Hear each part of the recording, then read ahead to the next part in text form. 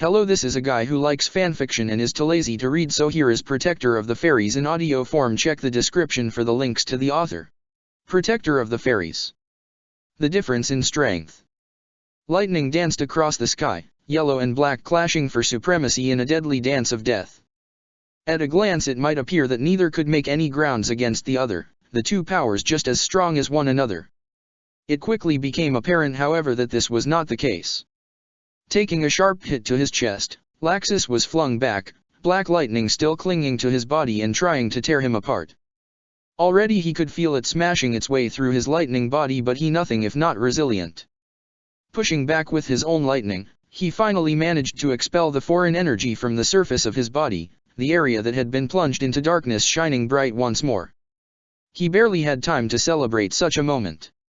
His doppelganger was not one to allow him to rest. It didn't surprise him really. He knew himself what he was capable of, so it only made sense that the future version of himself was equally as aware as he was. In a one-on-one match, he was sure he would have lost by now. Luckily he wasn't fighting alone. A rain of magic fell across his doppelganger's path, effectively blocking a normal mage's path. His doppelganger just dove right through it, shrugging off the magic like it was nothing.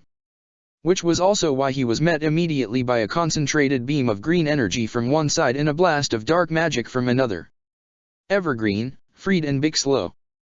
The three he had trained up to greatness with his own strength. As a teacher they were a source of pride and joy to him, and he knew their quirks and thoughts in battle like he knew his own. But the same was also true for them. If anything, they probably could read his future self better than even he could, because they would have seen things that he did that even he might be unaware of. And right now, that closeness they had to him was paying off tremendously. Of course that wasn't without risk. His doppelganger was also aware of this. In a battle like this, they certainly wouldn't have been able to win with that as their sole advantage. But that was why he was here. What one couldn't do, the other would cover. If he couldn't fully outplay his future self, he'd leave that to his friends. And if they couldn't deal strong enough blows to take his future self down, then he'd jump back in and use the opportunities they made to end it himself. Before he could attack, however, he first had to ensure their safety.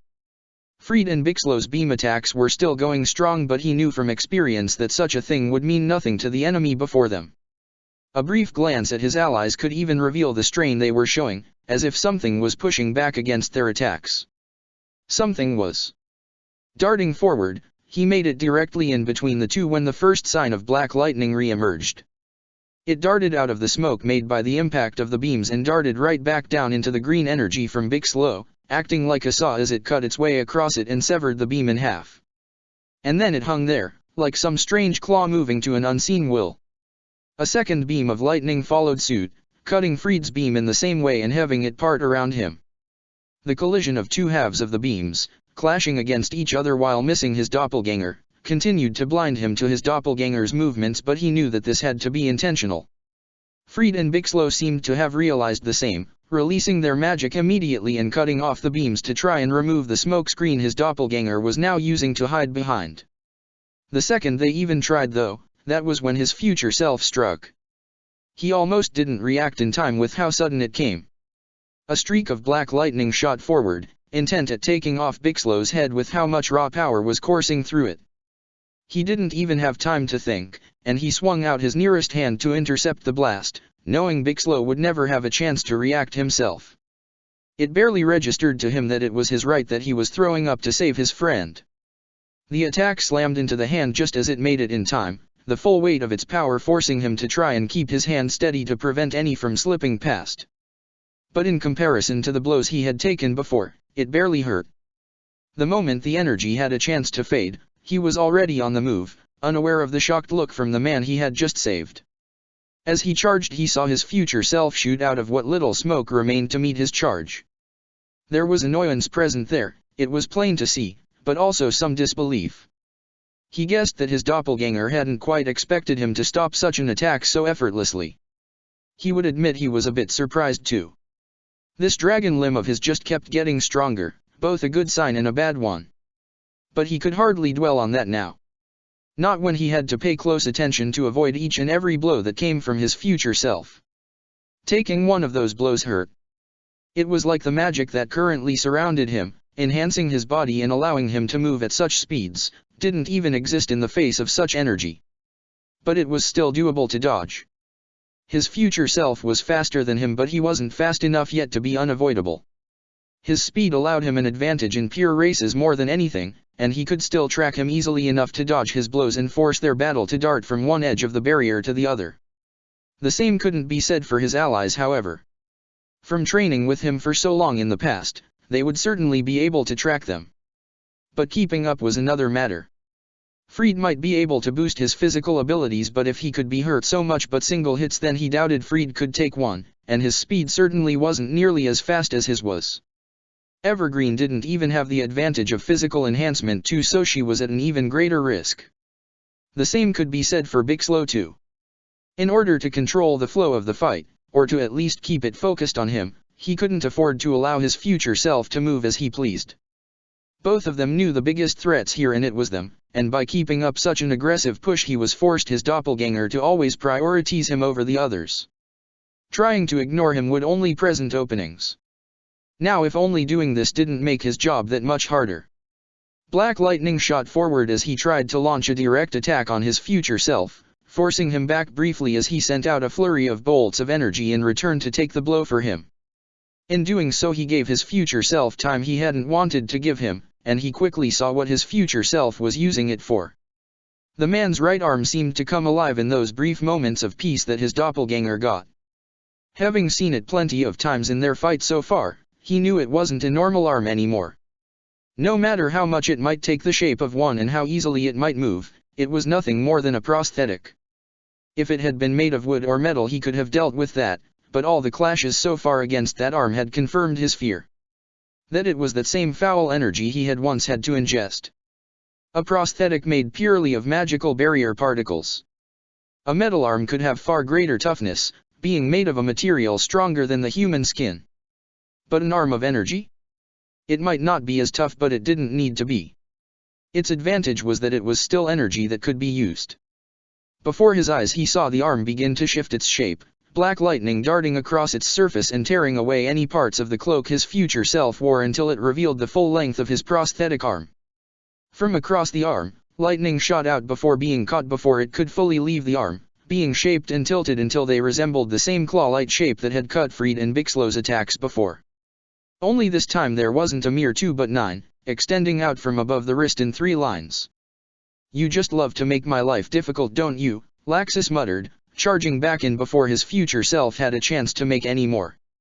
Purposefully coming in at his future self's right, he charged up a blast of lightning in his palm and released it forward, forcing the black arm to come up and block the blow. He didn't expect it to work. His attack was too weak for that, only strong enough to actually force a guard. What he was expecting was the counter-attacks. While his lightning clashed against the main bulk of the arm, the 9 lightning claws that extended out of the arm shot out and bent around his attack, trying to skew him from all sides. Rather than dodging back, he instead moved forward while his future self's view was still blocked by his attack. One of the lightning claws came close only for his right arm to grab it before it could reach his skin. It itched in his grip, the energy trying to tear away at his hand, but he merely tightened his fist in response, shattering the energy from its form and letting it disperse slowly back into the air. No sooner had he done so was his lightning fading, his future self regaining his sight of him and issuing a new command to the extra appendages to dart back towards him. Seeing the movement all around him, Laxus had little choice but to dart back, narrowly dodging 2 of the claws as they came close to skewering him while a third scrapped his side, drawing some blood but leaving him otherwise unharmed. The claws stopped inches before hitting their master, being redirected back into the arm and causing a loop across the arm until the energy was pulled down into the arm, taking the claws with it. As quickly as they left though, the arm was changing shape again.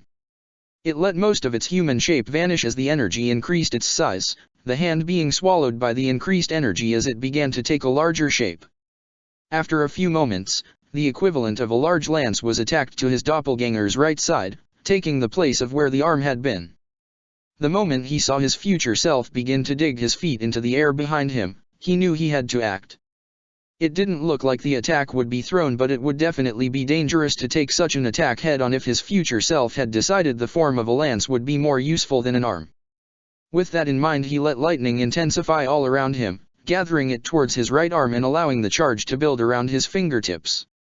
His future self was already beginning to charge as he finished his preparations, darting forward in a straight line towards him. He was sure he might have missed it if he hadn't been watching carefully for it, but with his doppelganger in his sights he knew he wouldn't lose him now. Darting forward to close the last bit of the gap, he stabbed forward with his right hand, his claws extended forward to send the blast of lightning straight against his doppelganger's chest. It was a moment away from hitting when the worst happened. He missed. A weight landed on his right arm, courtesy of his doppelganger's left, before he used his arm as a springboard to dart over and avoid his attack. He spun round to try and put up some kind of block against the attack, only for his eyes to widen in fear, seeing those in the distance trying to prepare some kind of spell. He wasn't the target of his doppelganger. They were. His hand reached out desperately, trying to grab his future self's leg before he could pull away. He missed by millimeters, and in that instant he knew he didn't have much hope of catching him anymore. In a straight line like this, he would lose in a race. And yet it didn't stop him from pushing his lightning form to the limit, chasing after his doppelganger at breakneck speeds, his hand still extended forward as he tried to grasp even a single bit of his future self's body. He wasn't going to be fast enough. He was going as fast as he could, and yet he could see his doppelganger beginning to break away. If his arm could just reach out a bit further. Just to manage to connect. As he tried to extend out a little bit more with his right hand, he could feel something shift inside him.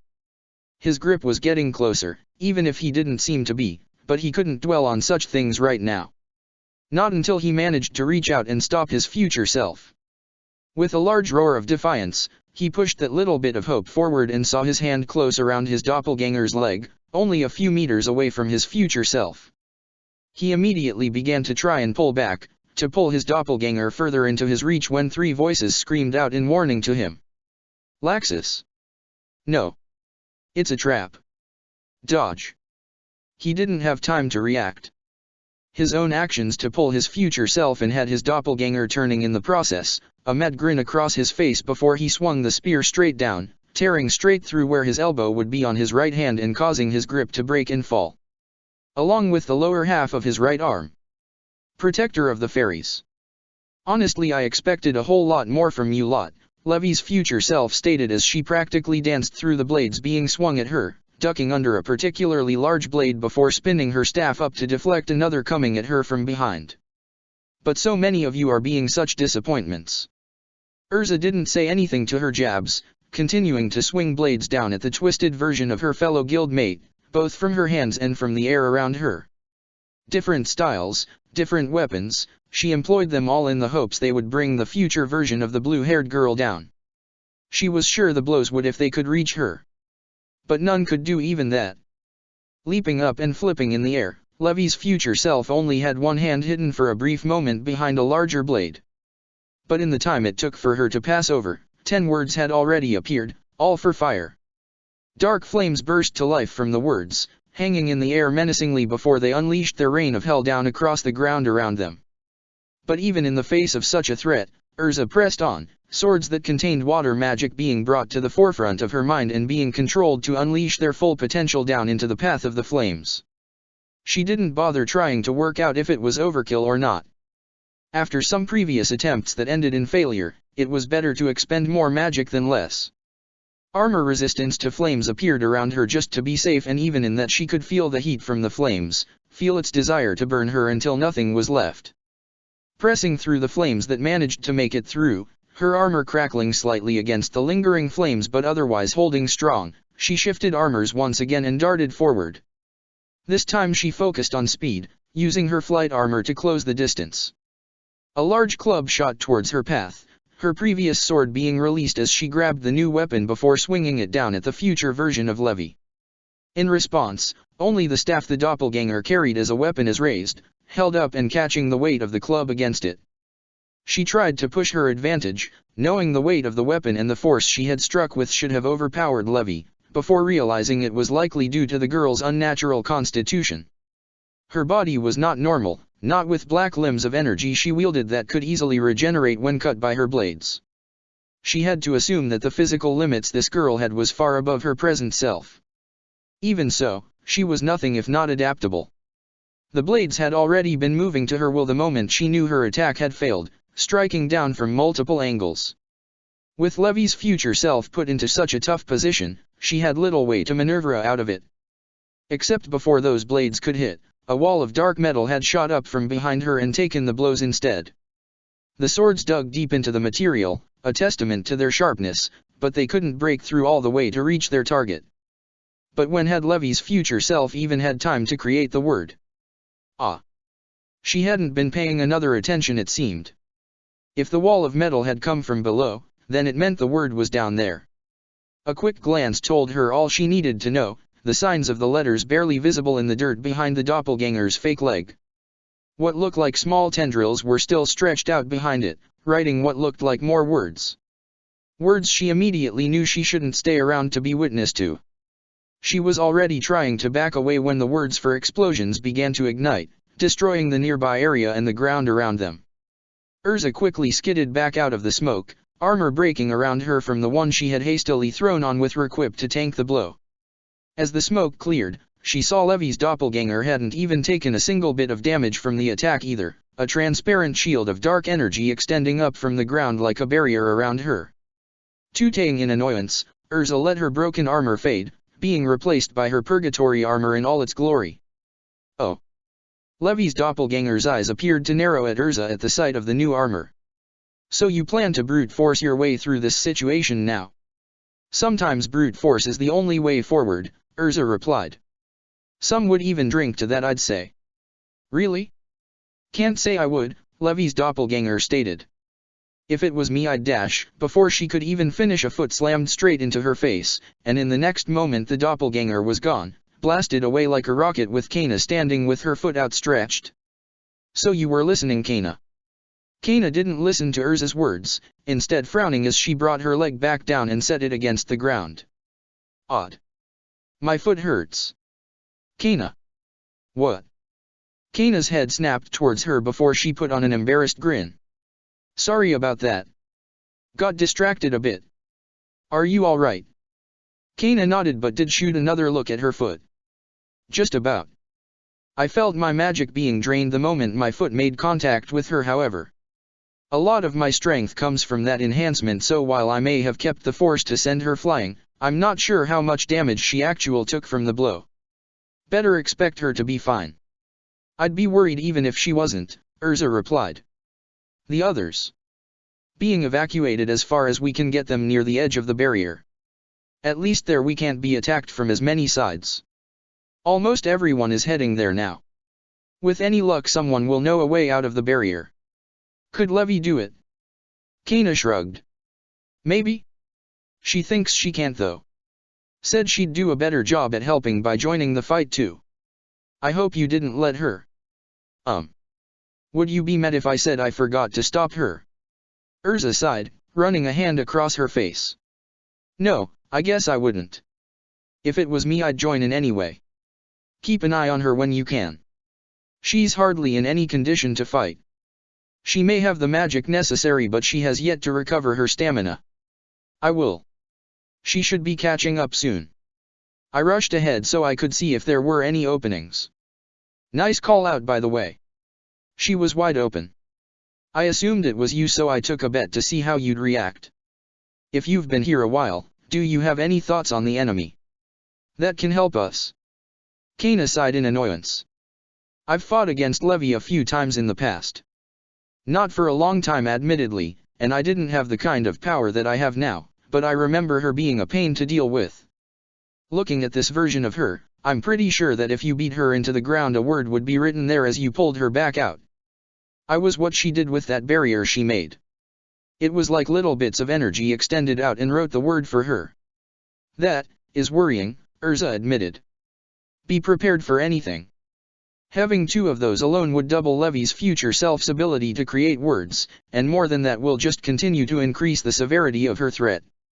I'll try and push the assault as we approach her while you use your speed to get above her and send her crashing down into the ground. After that we'll need to secure her as fast as possible.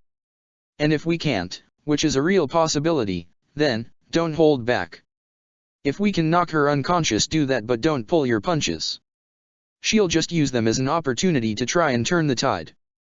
I already have done so. Both immediately we on the guard at the returning voice, the sight of the future version of Levi appearing before them. Got to say, didn't expect you to hit me that hard, she added, wiping away some of the blood on her face, her nose crooked before Levi grabbed it and pulled it back into place. But seriously? The face? I have enough scars without you adding more. Huh. Thought that would have more, Kana muttered. It did, Urza stated confidently. The blood there is proof. She's merely healed most of the damage in the time it took her to reach us in order to put up a strong front. Oh? I forgot how quick on the uptake you were, Urza, the doppelganger stated with a strained smile. Do you enjoy running my fun? I like watching people squirm, thinking they don't have much of a chance. It makes them more desperate, which makes them sloppy. I think the sloppy one here is you, Urza stated, her weapons in the air moving back into position. Surrender. That is all the mercy I'll show you. Surrender now and we won't harm you any further. I swear that on my honor. Honor? At a battlefield. The doppelganger let out a laugh, clutching her side with her left hand while holding onto her staff tightly with the other. Oh Urza, I forgot you were like this. I wonder how long you would have lasted in the war. Would you have died chasing after some misguided sense of justice or righteousness? Would we have had to bury you like all the others? No, I think you would have probably discarded it. Who knows, maybe you could have made it here with us had you not been devoured by the dragons. The doppelganger paused for a moment, her head tilted in thought before she rapidly shook it. Nope, doubt it would have happened. You're too stubborn to your own beliefs. It's normally a good thing, but right now it's fairly sickening. Letting out a sigh, Urza narrowed her eyes as she took a step forward. Very well. I did warn you. I want you to know that. Of course. But perhaps I should warn you dash. No speaking. Kana shouted, closing the gap between the two as fast as she could move and silencing Levi's future self by forcing her to dodge back. Urza. She's trying to buy for time. Caught on did you? The doppelganger asked as they laughed, one hand brushing against Kana's leg as it came up to try and slam into her. That's fine with me. But Urza, did you check your arsenal properly? I think you might have some defective stuff in there. Defective? Urza frowned as her weapons moved, a glint of eye catching her eye briefly as it spun to turn and slash down from its angle. It was then she saw it, the faint layer of dark magic shaped into a single word across its surface. Kana. Get out of there. I see them. Kana shouted back, darting away as words activated all around her. Her eyes scanned one of the words briefly as she rushed backwards, noticing the word for attraction. From her position she could also see Levi's future self pointing at something on her arm. The moment the blades started to move, Kana had her answer to what the doppelganger was trying to tell her. A quick glance at her arm revealed a single word hidden there, one that could have only been placed down during their latest clash. She had been made into the source for the weapons to be attracted at high speeds towards. Time seemed to slow down to her eyes as the weapons rushed towards her. Dodging them was hardly going to do much good, she could only run for so long and she doubted the doppelganger would be lenient enough to give her a break. So instead she slammed a fist down at her arm, shattering the word and bruising the limb in the process. The weapons were still coming through. Dodging now would work but she'd left it slightly late to try. So instead she plucked a nearby weapon from the air, a long spear with an elegant end to it, and swung it rapidly in succession, causing each weapon to be redirected around her and to slam into the ground beside her. Oh, you managed to react in time. Good job. Kana didn't bother giving a response, rejoining Urza and getting as far away from the blades as possible. Watch out for them, Kana muttered. She's too calm. She's planning something, and I know what her present self would be like. She'd hide her hand for as long as possible. I'm well aware, Urza replied. She hasn't even used more than single words to deal with us half the time. She's holding back massively. Question is why? Maybe she's buying time. If anything she's wasting it. Unless she's waiting for something. Like what? Who could she be waiting? Herself. Urza nodded. Most likely. She's probably holding back because she knows what she's like. Should Levi have caught up to you by now? Maybe. She might be watching. You think she's using us to check out what her future self can do? And her future self is trying to avoid that outcome and buy time until she can find her. It's only a possibility, Urza clarified. But I'd say it's very likely. Some of the greatest risks to us are ourselves, though it normally isn't this literal. Are you two down talking over there? I'm getting bored with you stuck there. Shall I change that? Kana asked mockingly, taking a step forward and preparing to leap towards the doppelganger. Or at least she tried to. Her foot refused to move, much to her shock. Is something wrong? The doppelganger asked, taking on a mocking tone of her own as she raised a hand and pointed at her own face. Or did you miss something? She asked, the largest scar across her face turning darker before small tendrils of the same energy from before snaked their way out of the damaged tissue. What on earth? When did you? Kana's eyes narrowed, both at seeing the sight before her and from the realization of when this must have happened. My first strike. Bingo, the doppelganger replied happily. You see, I really took a beating when I got these scars. So when I was healed, a lot of these lovely magical barrier particles were spread throughout my body, specifically in the areas that would need help to be held together and fixed. It's not anywhere close to the level of my arms, but it's good enough for a bit of writing in an emergency. Oh, are you having some trouble too, Urza? Urza? Kana's head shot back towards her ally, seeing her struggling to try and move her body as black lines spread out from underneath her armor. Erza. Relax, won't you? She's fine, the doppelganger stated, enjoying the sight as the rope-like energy continued to spread out and bind Urza's limbs tightly to her body. I have to say it was tricky to get that in place though. Your armors are a real pain, Urza. They keep getting in the way and traded out one after one. I had to actual shatter one of your armors and hurry to write it in time, which is not so easy, I'll have you know. But I knew once it was done you'd never notice, not when you switched out to another armor. You're so easy to read. But seriously, the doppelganger added.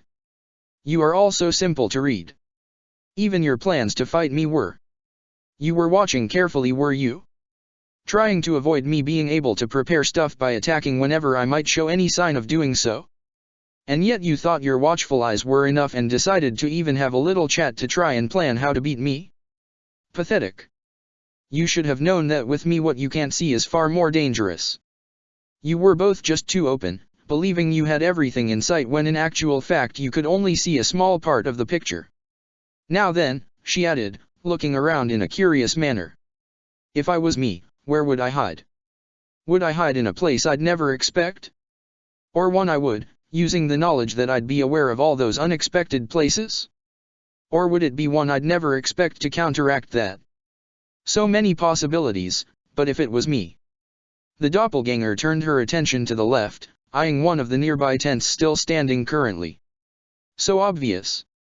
With a flick of her wrist, tendrils of darkness spread out and began to shape words for her. Within moments she was surrounded by multiple floating balls of fire as words were drawn together, their energy being piled up on top of one another. Tunnels of wind were already being lined up, flickers of the flames already being sucked in and forced down the barrels made towards the tent. So then, what's your next move, me? The multiple balls of fire were launched forward, each going down a separate tunnel and being turned into a tornado of flames, intent at leaving nowhere to hide or dodge the incoming attack. At the same moment, movement came from behind the doppelganger. Appearing with the sound of glass shattering, words breaking around where she had been, Levi swung her staff down with all the strength she could muster, slamming it against the back of her future self's neck. Only to halt when it slammed into an invisible force right before it could reach her. As I said, so obvious. The doppelganger let out a sigh as she turned her head round, a word appearing between the two as a similar phenomenon to how Levi had appeared happened and revealed the word that had blocked her strike. You're me, remember. No matter how much you try to trick me with stuff like this, it won't make a difference. We still think the same way, you and I. She glanced down briefly at the words around Levi's weak leg, supporting it like a brace. I even did that initially too. Is that so? Then I guess you saw this coming too. Energy burst out of the lacrima and Levi's staff, flames beginning to form at its end, but the doppelganger was faster. Releasing her grip on her own spells, she let them fade as she spun back round, slamming her fake leg into Levi's side and sending her flying towards the others. Reacting quickly, Levi stabbed her staff down mid-flight and used it to bring herself to a stop, standing protectively in front of the other two. I assume there's at least 20, right? I'm sorry. 20 traps, the future version of Levi clarified. With a flick of her wrist, a word for wind appeared and blew away some of the dirt by her feet, revealing a word for hole directly in front of her. It is what I would have done too. Minor this one, I suppose you wanted to retreat back and trick me into following you. Then, when my foot ended up trapped, you'd strike again. I know this because that's the exact thing I would have done too.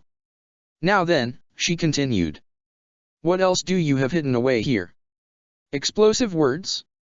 More pitfalls? Are you feeling a bit cruel today and threw some spikes hidden around too? You were hiding away for quite some time, so I'm sure the area is littered with them. So how about I just avoid approaching altogether? Raising her staff up, the doppelganger let the end glow for a moment as black energy seeped out of the lacrima at its peak. Then she slammed it back into the ground and to stand there, removing her hands as she began the motions for words. Dozens of tendrils spread out from her arms in the process, rapidly creating more and more words to go along with the ones she was making. Hey me, you're smart, right? So tell me what you get when you mix fire magic, water magic, wind magic and earth magic. Levi's eyes widened in horror as a magic circle she had only seen in books, the width of a football, appeared before them. No. You shouldn't be able to. Her doppelganger smirked. We can learn a lot in the future, you know. I just wish I could make it larger, but I'll admit I am cheating a bit. This is nothing like what a master of this spell could do, and I have nowhere close to the mastery on the 4 basic magic that make this up to use it like them. But I'm nothing if not resourceful. More words began to appear, words Levi recognized from her own frequent uses of them. Words for stabilizing, words for control, words for focusing, and she could see all of them being used to create the path to focus the blast of abyss breakdown. One thing was obvious to her from the sight, however. Her future self could not fire it very accurately if she needed such a focused path for it to travel down. Was this something her future self only learned recently? Or something she just learned a long time ago but couldn't ever master it? Regardless of which it was, it would be very easy to dodge. The sound of steel hitting the ground broke her chain of thoughts, causing her to glance back in realization. Kana was still struggling to pull her foot from the ground, the word that held her there clinging to her tightly. Urza meanwhile had somehow managed to summon up enough strength to free an arm, her strongest shield in position in front of her and Kana. Levi. Dodge. She couldn't. Not when Urza couldn't even hide her own fear at this spell. That shield was half of a set. It wouldn't even be capable of using its full capabilities without the other, and even if she had both they wouldn't be able to stand against this spell. Could she unravel the spells binding the two? Yes, but it would take longer than she had. Her doppelganger's magic resisted her too much, even though they should have been the same person, and as a result she'd be unable to free both before the spell could hit. One maybe if she focused on Kana first, but even the thought of leaving one person behind in the face of this blast threw those thoughts from her mind. Come to my aid, she muttered as she turned back round, ignoring Urza's panicked orders to get out of the way. Golden light was already beginning to form around her as she stabbed her own staff into the ground, her fingers a blur as she formed word after word to try and beat her future self. She wouldn't have time for the whole thing, but even just a bit would be enough. Solid fairy script, Kakawa. The words around her burst to life, flames forming and shaping as the words interlocked together and gave way to the massive form of a phoenix head. She let the flames surround the 3 of them, the peak aimed threatening at the spell about to be unleashed. Is that the way you want to play it, me? Her future self asked with a laugh. Fine with me. Let's see how much punishment our legendary spell can take. Corrupt script, Abyss Break. The dark magic burst to life from the circle and accelerated forward, condensed down along its path into a thin beam before slamming straight into the beak of the phoenix. And then all anyone saw nearby was an explosion of darkness. Protector of the Fairies. Dolls of a fallen god. Hey? You still alive? Breathing heavily as she clutched her staff for support, Levi ignored the mocking voice calling out to her, trying to shake off the exhaustion using so much magic rapidly had taken on her. She had to hurry to bring a hand to her mouth when the lingering black energy crept closer, making it hard to breathe as if it was poisoning her lungs. A hand landed on her shoulder and she quickly glanced back, seeing Kana standing there with concern. Are you all right? Levi nodded, a questioning look being sent towards the other girl until she noticed her leg. The earth that had bound it had been cut away, leaving her with an oddly shaped piece of earth clinging to her foot. Urza managed to direct some swords to weaken the earth enough for me to pull a section free. Do you think you can try and free her? I can try and keep your future self busy while you do that. I'll. She froze, an unsettling feeling landing square on her shoulders and causing her gaze to snap back towards her doppelganger. The black mist that remained was being drawn straight back towards her, condensing down into a large ball that settled just above her future self's palm. Oh, so you did survive, her doppelganger stated with interest, glancing around at the surrounding area. Half of what had remained in front of them had been torn away while the damage seemed to halt in a cone-like shape starting from where her legendary spell had been deployed. Barely though, but then what else would I expect from my own spell? Even partially, it's strong. But then you already know that. Glancing at the orb in her palm, the doppelganger gave it a smirk. You are really proving to be a worthwhile experience, me. I knew coming here would help us hone our abilities further, enabling us to test them against stronger and stronger mages, but I did not think we would even evolve ourselves in our abilities. I'm learning more in minutes with this power than I ever did in training. I feel like if I push a bit further I might even reach something extraordinary. Turning her attention back to the three others, the doppelganger aimed her smirk towards Urza as she began to notice the movements of blades and other deadly weapons towards her. Oh? Now that you can't move, are you abandoning finesse and technique for overwhelming power? She asked, eyeing the weapons as they aimed themselves towards her. Spreading her other hand out with her staff, she declared, go ahead then. Do your best, why don't you? I won't stop you. It'll be far more satisfying to show you how much stronger I am vs you, an S-class mage of fairy tale, the strongest guild out there. Levi. Kana. Move. Urza's command forced Kana into action, grabbing Levi and leaping away before she could begin to make her protests. All the weapons Urza had summoned shot forward at blinding speeds, taking the shortest path possible towards the doppelganger. In response, the doppelganger took the orb in her hand and pushed it forward, the condensed energy bursting back out and expanding all around her like a shield. The first blades to meet it simply broke apart upon contact, deteriorating at an alarming rate, causing Urza to pull most of her remaining blades to a stop. The ones that didn't halt continued right past the others, all blades of magic that she had acquired over the years. Any stored magic in it was immediately called forth from her command, magic all of kind being released in one massive explosion as they began to collide with one another against the barrier. The rest of the weapons immediately began to move once more, flying straight towards the explosion and passing straight through it. As the last weapon vanished, however, and the smoke began to clear, it became apparent that it hadn't worked. As the magic that had been unleashed faded away, all that was revealed was the same shield as before. It was much smaller than before, with small holes lining its surface that her blades would be too large to penetrate, but it was still there, protecting the future version of Levi from harm. Not bad. You can't move, so you're forgetting about using magic normally and instead funneling it all towards your telekinesis.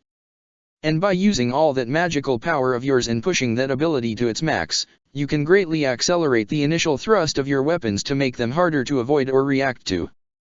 You could have been great, you know, the doppelganger added after a moment of thought. Well, greater. Imagine if you had spent all your years honing that talent over any other? You could do so much more, whether it be living houses or even greater weights to crushing people with mere gestures. Even magic people consider weak can become strong given time. Wasn't that the case with me? Of course not all magic does allow that, she admitted regretfully. Yours would have, but perhaps you didn't know that. Or maybe you didn't care either way, taking comfort in such crude tools like swords and axes. Maybe it just felt a better match because you only felt safe in armor. Regardless, it doesn't change the fact that you could have done it. Others weren't so lucky. Poor Kana would never have gotten anywhere with her card magic, forever being pushed into mediocrity. For her it actually made sense to switch. Isn't that right, my former student? With a flick of her wrist, the energy was pulled back and reshaped, a portion breaking free and being wrapped up as a small barrier over her head, just in time to take the blow intended for her from Kana. I bet you felt so ashamed that day, the doppelganger stated with amusement. Having to beg me for help, desperately searching for any scrap of power. Did it make you happy in the end? Did you get daddy's love like you wanted? Why don't you shut the hell up? Kana roared, leaping back off the barrier and skidding across the ground, digging her feet in as she came to a stop and preparing to charge back in. Your petty words aren't going to make me even falter. Oh really? Well, I guess that's an improvement then. Come on then. Shall we see how much you've learned over the years? Shaping the energy out, multiple tiny words form and wrapped around themselves, forming tiny projectiles the size of a pen. But first get past this if you can. As all the projectiles fired forward towards her, Kana sprang into action, crossing half of the distance between them and slamming her fist into the ground. The impact caused it to shatter, her fingers finding purchase on a large piece and ripping it up, just in the nick of time. The impact of each projectile could be felt even on the other side, the earth quickly breaking apart under the barrage. But it had only needed to last for a moment for Kana. Leaping upwards, Kana zoomed up into the sky before spinning around and kicking at the air, fast enough that the shockwave sent her rocketing towards the future version of Levi. As the doppelganger made to move, preparing to dodge, swords reappeared in the air and shot forward, even before they were fully summoned. Many became damaged as a result, missing chunks of themselves or their handles and hilts, but the surprise itself was enough to make the future version of Levi alter her plans. Rather than taking a large step back to then counter, she instead leapt back instead, intended to clear the whole area as fast as possible now that the energy she had been manipulating was used up. More was already beginning to form, coming off her arms and leg like mist that wrapped around her tightly, but there wasn't nearly enough yet for her to pull off the same shield as before. As a result, she skidded back closer to where Urza stood, watching as Kana, who had already spun round in the air again, slammed a foot straight into the ground where she had been standing. The earth shattered once more, breaking into large pieces as Kana was pushed forward. The action however gave her the perfect platform to push off however, just as she had intended for when she had seen her attack's chance to hit. The future version of Levi was more than ready for when Kana prepared to push straight off. The path was easy to map out from a glance. It would be a straight line once she kicked off, easy enough to dodge if she could see the route ahead of time. And she already knew it, watching for the slightest movements that would reveal Kana's next actions. So as Kana kicked off, she was already moving to one side so to allow Kana to fly past her unopposed. What she didn't expect was for her foot to sink into the ground as she tried to step away, causing her to begin to fall to one side before her staff took her weight for her. Her eyes widened in realization of what had happened, immediately seeking out the source of her misfortune. Her present self gave her a smile as their eyes met, right before Kana's fist slammed into her face and slammed down towards the ground, her leg snapping as her back forcefully slammed down where she had stood and hit the ground hard. Rolling across the ground as she brought herself to a stop, Kana immediately turned her gaze back towards where she had slammed Levi's future self into the ground before her eyes quickly met out Levi's own. You think that did it? I hit her as hard as I could right now without my alcohol. I don't know, Levi replied warily, staring at the unmoving form of her future self. Urza? Can you pin her down just in case? I'm already working on it, Urza stated, new weapons forming and being positioned above the doppelganger. As they shot down however, the doppelganger moved at the last movement, just enough that the weapons hit the ground around her instead. You've got to be kidding me, muttered Kana as she watched the doppelganger slowly get to her feet. That didn't do it? Levi, you can't take a hit like that, right? Not that I'm aware of, Levi muttered in shock. A blow like that should have knocked me unconscious at the very least. I'm good at ignoring pain, not harm. Clever, the doppelganger's voice rang out towards them. Very clever really. I thought I accounted for everything that I would do, but it seems that's hard for even me. I never anticipated that you would use your own legendary spell in its partial form to also hide away the traps you were setting. I'm sure if I was to look around here I'd find plenty of similar words, all lining the edge of where Cacao protected. Am I wrong? The doppelganger turned towards Levy as she used her staff to stand up straight, a smirk on her face that currently looked far more sinister with all the dark energy leaking out from the scars across her face, coating half of it in the black energy. And Kana certainly packs one hell of a punch. I haven't felt much that hit like that. Normally I'd be done for, but unfortunately for her that strength is a result of magical enhancement. Trying to transmit that force against my body is going to be tough when my body begins to neutralize the magical energy immediately upon contact. Now then, the doppelganger added, eyeing all three before raising her staff upwards. Shall I get serious myself now? Corrupt script, Cacao, rebirth. Protector of the fairies. Laxus. I'm fine. Laxus shouted back, already ignoring the loss of the lower half of his right arm and instead pushing his way past his future self that he stood in between him and his students. Get back. A brave move that, his doppelganger stated. It's one I knew you'd do, especially now that you're the guild master. What is your own life against the lives of the others? The guild master must always be the one to shield the others from harm. Am I wrong? Said the man who used that own logic to try and hurt my family. Well, they aren't my family, so excuse me if I act a bit harshly towards them, his doppelganger stated, shrugging as if to say, what can you do? That's the thing about time travel. You end up meeting versions of your own friends and family that simply don't live up to your own expectations. They either haven't experienced the same hells as you, taking away any bonds you might have built up, or have changed so much that you no longer recognize them. To me, they might as well be strangers that are simply close to you. It makes them so easy to abuse to get to you. You bastard. You should watch what you call me. You are me after all. Laxus ignored the response, sparing a glance back at his three apprentices when he was sure that his future self wasn't going to take advantage of the situation. If anything, his future self seemed happy to let him do this, taking satisfaction in his discomfort, but he was able to push those thoughts to one side while focusing on what was more important to him. The three looked alright, but he could tell they were shaken. Their eyes kept flickering towards his arm too, hovering over the space where the rest of it had been. Bixlow seemed particularly confused about it too, his mouth opening to ask something before he stopped halfway through and forced himself to stop. Purposefully staring at Bixlow for a moment, he caught the man's eyes before he rapidly blinked a few times. Anything he said right now would be heard by his future self, so he had to make sure it wasn't seen. Bixlow's helmet too helped hide a lot of his reaction, but he knew the message had been received. He was to prepare his eye magic. Honestly, he wasn't sure if this would work. With this energy in place, it was likely to fail. But if it could work for even a moment, then surely he could do something in that time.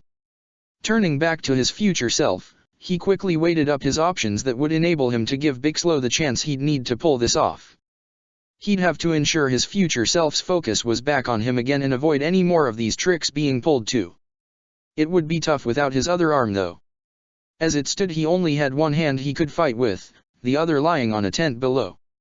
He frowned slightly. A tent? He hadn't seen where his hand fell to. So why was he so sure it was on a tent? The material admittedly felt like them. The material? How could he still feel things from that hand? He glanced briefly at his arm, his doppelganger taking it as a sigh of his hesitation. What's wrong? Can't fight with one arm? I did it for years without complaining, and I still became one of the most fearsome mages out there. Can you not even attempt the same? He ignored the barb, focusing on the sensation he could still feel. It had faded briefly when his arm had been severed, but now it was returning, stronger and stronger with every passing second. He was sure he could even feel the sensation of moving it, tracing a finger across the material of the tent below and onto the edge of the ground. There was a lot he didn't know about his arm. Doctors couldn't help him, and Kisuk knew very little despite examining it in great depth when he had the chance. And even he hadn't seen its evolution up to this point. Where his future self had severed was lightning, pure magic coursing through the area between the shoulder and the lower part of the arm. It wasn't a physical point of the body, and if his future self had his arm severed early enough, then perhaps he would have never known just how much the evolution would progress. Perhaps he was slicing through flesh? Whatever the case, he could still feel his arm even now, as if a link still remained. And if the link remained, didn't that mean his arm could be reattached? All that had been severed was energy, and that could be easily replenished. He could feel the link now, growing stronger with every second. Just feeling it made him sure that if he poured some magic into it and tried to tug on that bond, the arm would come flying back to him, attached by a connected robe of lightning. But he didn't do it. Not when his future self was so convinced his arm was useless now. What his future self had done would now seal his fate, he was sure of it. His arm would be out of the way until the right moment, and if he could summon it back in time when he would be able to attack in a way that his future self would be completely unaware of. It was worth trying at the very least, as it wasn't like he had much to lose. So without further ado, he charged forward across the air, his future self backing away and easily outpacing him in their chase. It wouldn't be in his future self's best interests to just run away, so he knew he wouldn't have to wait long for an attack. And as he expected, his doppelganger got bored pretty quickly of running and turned to face him in the air, his right arm shifting shape once more until it formed a blade 3 times his size. He couldn't let that blade be swung, his mind screamed out, and so he closed the gap before his doppelganger could do so, swinging up with his left arm and unleashing all the energy he had stored up in it in one blast. Dragonslayer's secret art, roaring thunder. Unfortunately he was a few moments too slow, the sword already beginning to be swung. It didn't matter how much energy he had packed into his secret art. When it hit the sword cut through it all and let it pass by his doppelganger harmlessly. He on the other hand now had the issue of a massive sword of deadly energy being swung at him. Realizing what the fastest option was here, he kicked off the air and directly himself downwards and then let his lightning form fade. The blade caught his back as he fell, knocking him across the sky and causing him to grit his teeth in pain, but it was better than the alternative. Being hit by that blade while in a form of lightning would have been far worse. Quickly returning to his lightning form as he fell, he spun back round to face his doppelganger appearing before him, grabbing him by his left hand and throwing him down towards the ground. He couldn't stop himself in time, and so he slammed down into the earth hard, only his lightning form preventing him from having broken half the bones in his body from such an impact. Pushing himself up to his feet, he glanced up to see his doppelganger closing in before having to dodge midair to avoid a blur of darkness. Wait, not darkness, he realized. Freed, using the strongest form of darkness that he could force upon himself. Looking at how fast he moved also meant that he had probably scarified a lot of power and magic in exchange for purely speed. It would be nothing more than a nuisance to his future self. Speed wasn't enough against such a foe if one didn't have the power to back it up. But he could see Freed's aim clearly. He just had to buy a bit of time. He was thankful for that. It gave him enough time to steady his breathing and avoid being thrown constantly from one attack to the other. And so with thanks muttered in his mind towards his apprentice, he leapt back up into the sky. His future self saw his approach and immediately slammed a fist into Freed's chest, a cry of pain erupting from the man before he was flung away and down towards the ground. Laxus wanted to rush towards him to stop his fall, but he knew it would make the opening he had made worthlessly. Freed would survive. He had to believe he would and could stop his own fall.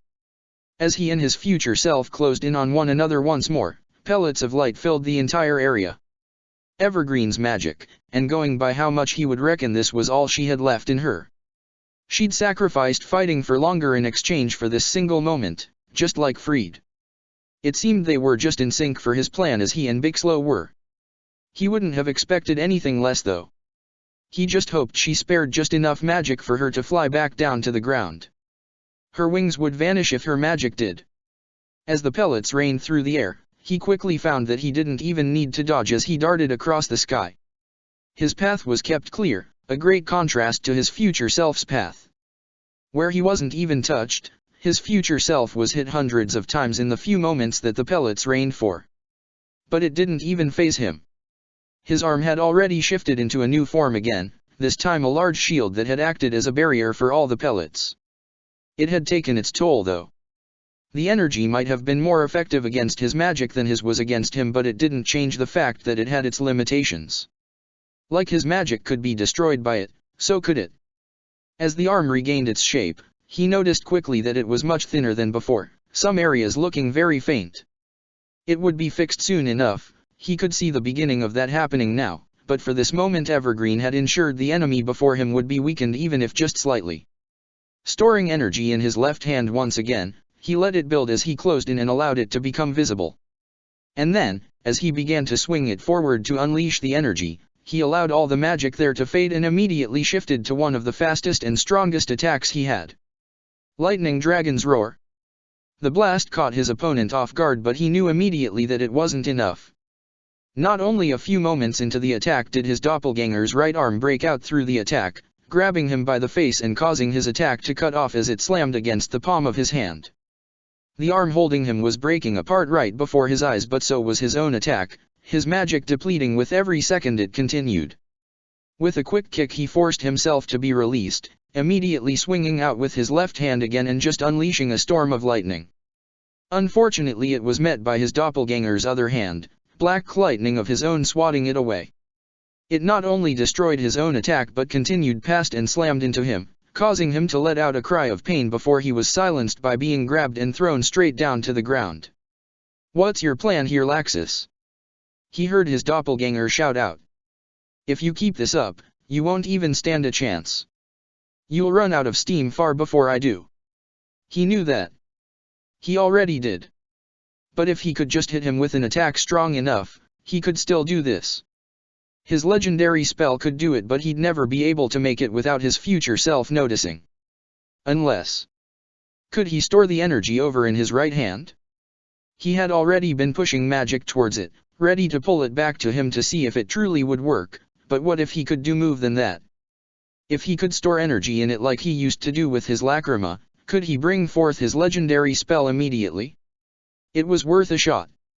Energy was already being diverted towards it, but there was no way his drop in magical power wouldn't be noticed.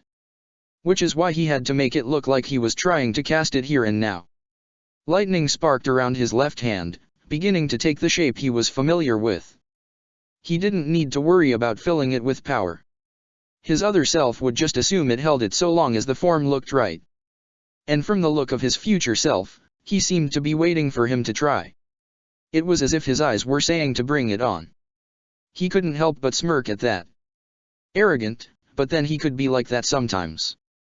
He just never thought he'd be taking advantage of that. With all the necessary energy sent over to his other hand, he gripped the lance in his left hand tightly and leapt upwards, preparing to thrust the spear forward with all his strength. In response, his future self was meeting him with a charge of his own, his arm being reshaped into a large lance. The ends of both weapons met and, like he knew would happen, his broke first. It split straight down the middle as the lance tore through it, and he knew he'd have to take a risk here. He'd have to take the hit. The lance slammed into his right shoulder, filling all his nerves with pain as he forced himself out of his lightning form to protect himself. Only the lance held him up from gravity above, and it didn't seem like his future self wanted him to fall just yet. A pity. I had expected a lot more from my legendary spell. You should have used the fairy variant, that is if you still can. Sounds like you can't from that, Laxus shot back. What happened? You pissed someone off and lost the ability to use it properly? Or does that energy of yours not work well with it? No rules or laws that it can utilize from the world. Trying to buy time, I see, his doppelganger stated, barely listening to what he had said. Bixlow is still around here.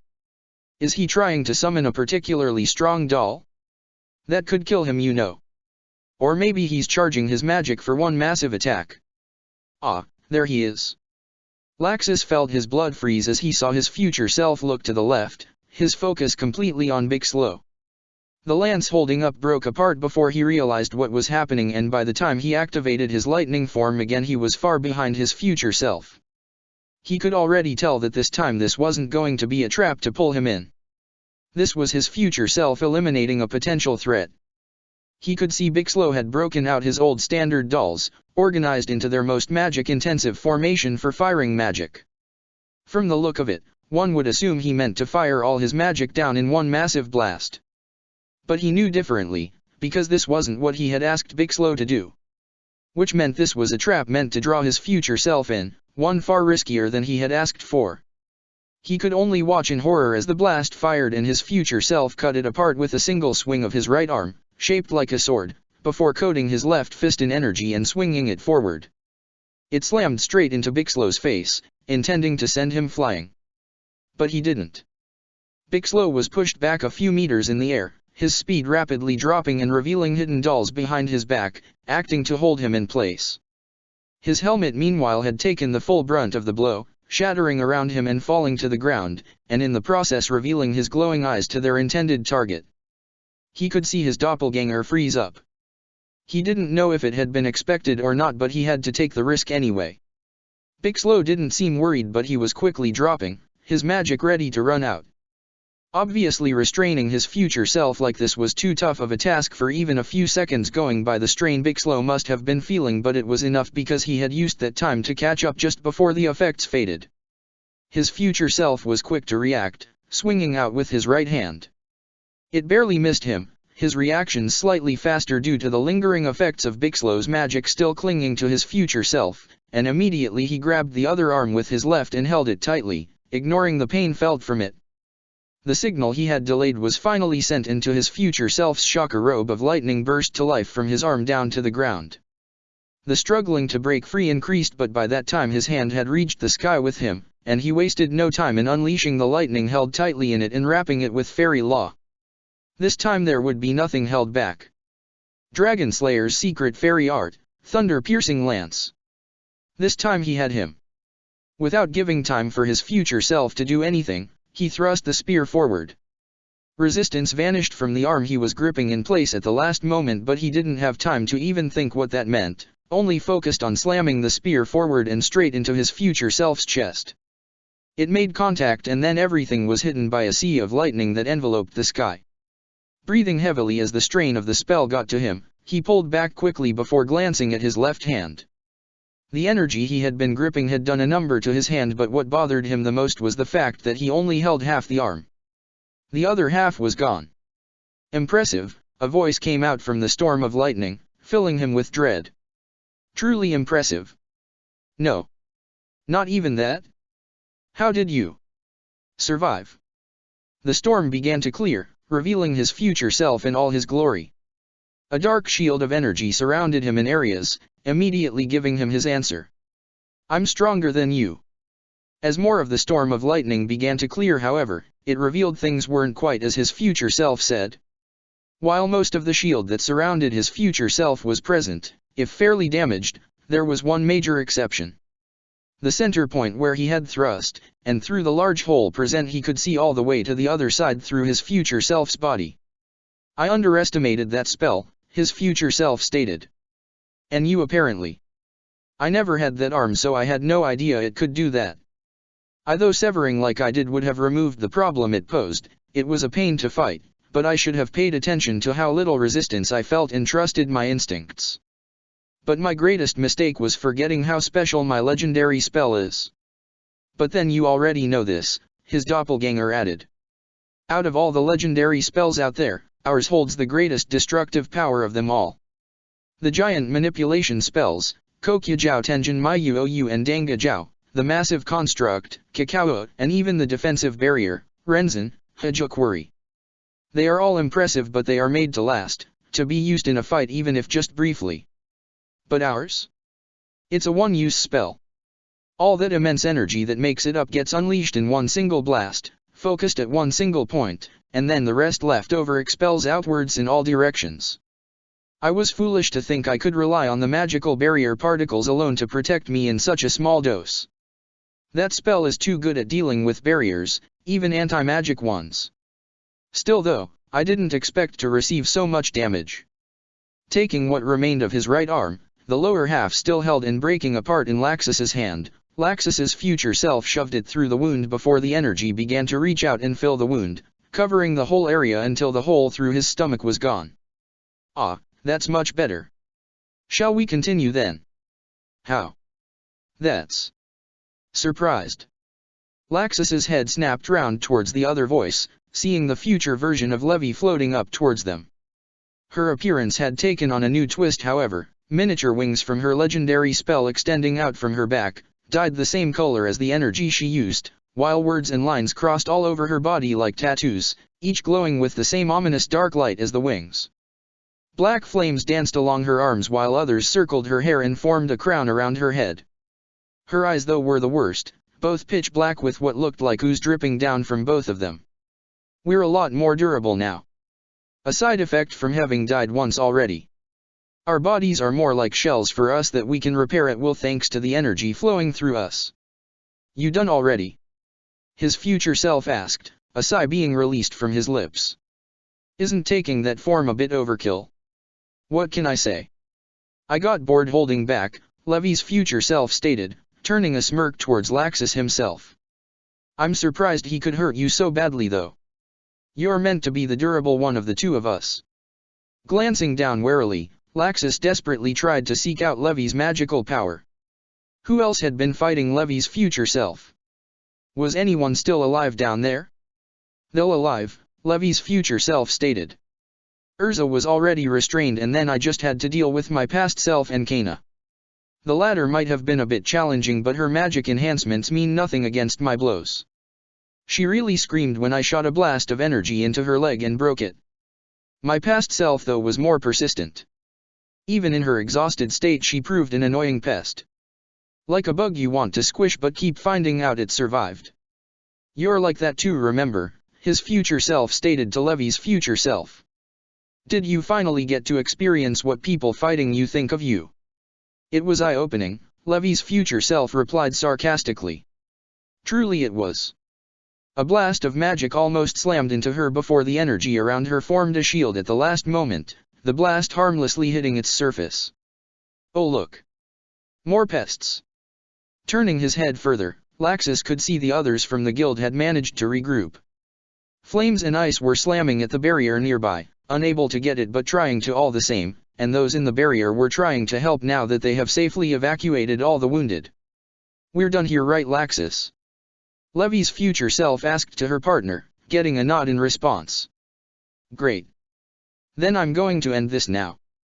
Raising her free hand up towards the sky, black energy burst forth from her in mass, spreading upwards until it began to be condensed down into a large orb.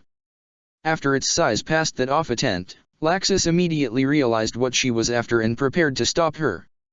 You sure you want to do that? His future self asked before he could, a mocking smile across his face. I'll be able to stop you long enough for her to fire that. And after that, what will happen to your precious guild below? His eyes widened in realization. His future self was right.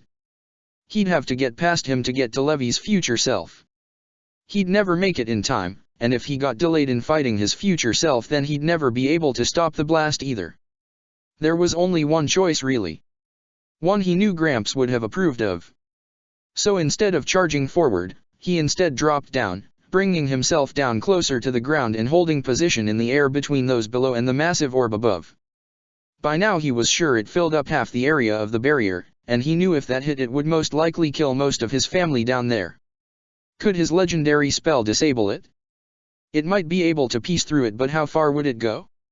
There was too much risk, but stopping it would be almost impossible normally. After all, he was only human. He frowned at that through, glancing briefly at his right arm. Only human, huh? He'd be lectured about this for sure. But he didn't care right now. Grabbing the cloak he wore, he pulled it out of the way of his right arm and raised it up towards the orb. He didn't care if those below him saw it right now. They could be worried all they want later if he could just get them to that point. You reacted to me once before, Laxus muttered.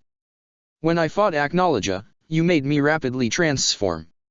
I don't know what you are exactly, maybe you're just a subconscious part of my Dragon Slayer magic, but right now I don't care. Give me the strength I need. A human can't stop this attack, but a dragon's strength can hold it back. A dragon's scales can weather through the damage. So if you're listening, do whatever you need to do. I'll pay whatever price you want. This is your end, fairy tale. He heard Levy's future self cry out. She sounded like she was drunk on her own power if he was being honest, but the threat was certainly real. With a swing of her hand, the orb began to move and descend towards them. Lightning crackled to life around his right hand and he began to raise himself up in the air to meet the up.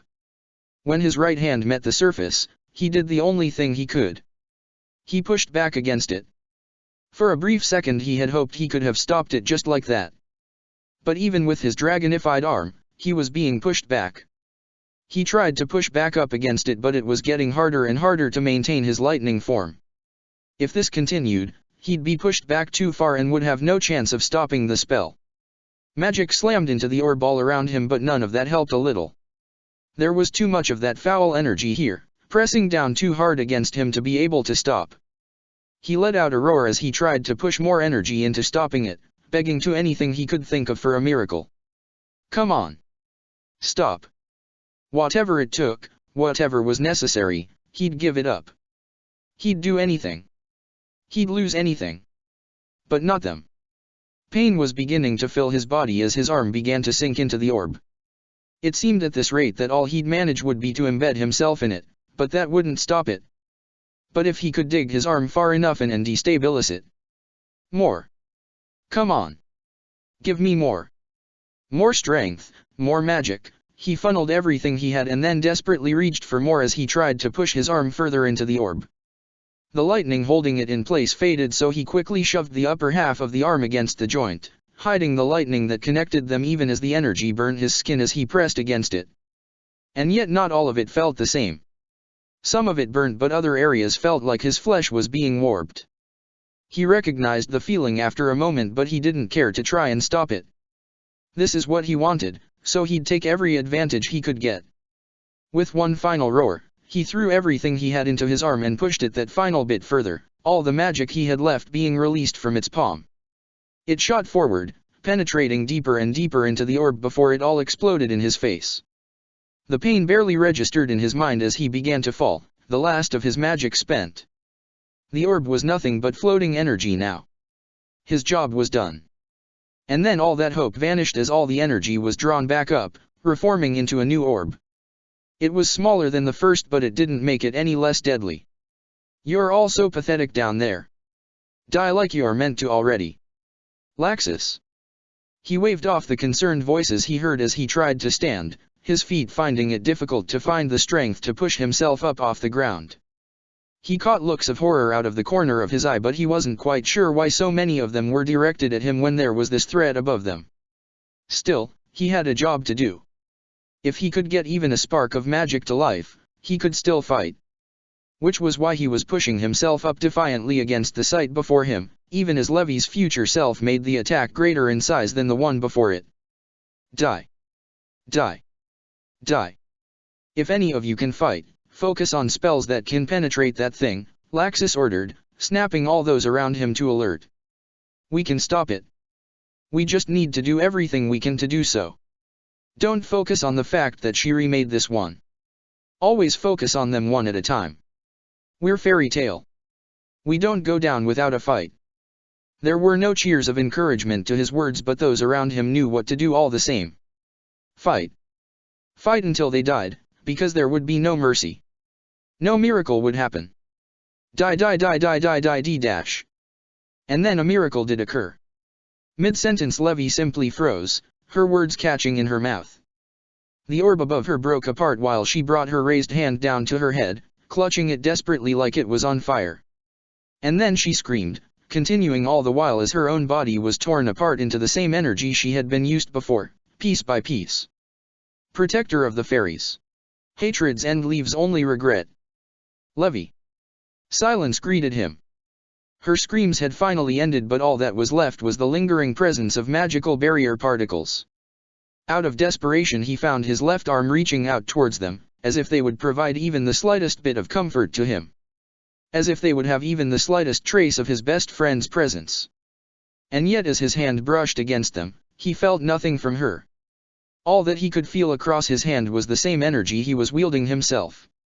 Nothing about it even suggested that it had ever been used by Levy. It was just the same energy that had been first sensed in those strange lacrima they had been given so long ago now. Flames appeared in the corner of his vision, the sound of the barrier Levy had made shattering without her intent to keep it stable and powered, but it was a simple matter to avoid the fire-encased fist. It was another to grab the arm of the one attacking him, neutralize the magic running along it and put enough pressure down on it until he heard something snap. A strike of retaliation came from the other who had joined the first, a pillar of ice forming in the sky and almost crushing him against its surface, but it was quick to come to a halt the moment he threw the struggling form of the one he was holding at it. The man's body combined with the other's efforts to stop the attack, leaving it with little strength when it reached him. As one retreated away, however, more were taking their place. Attacks were raining up at him with full force, uncaring of the others in the sky.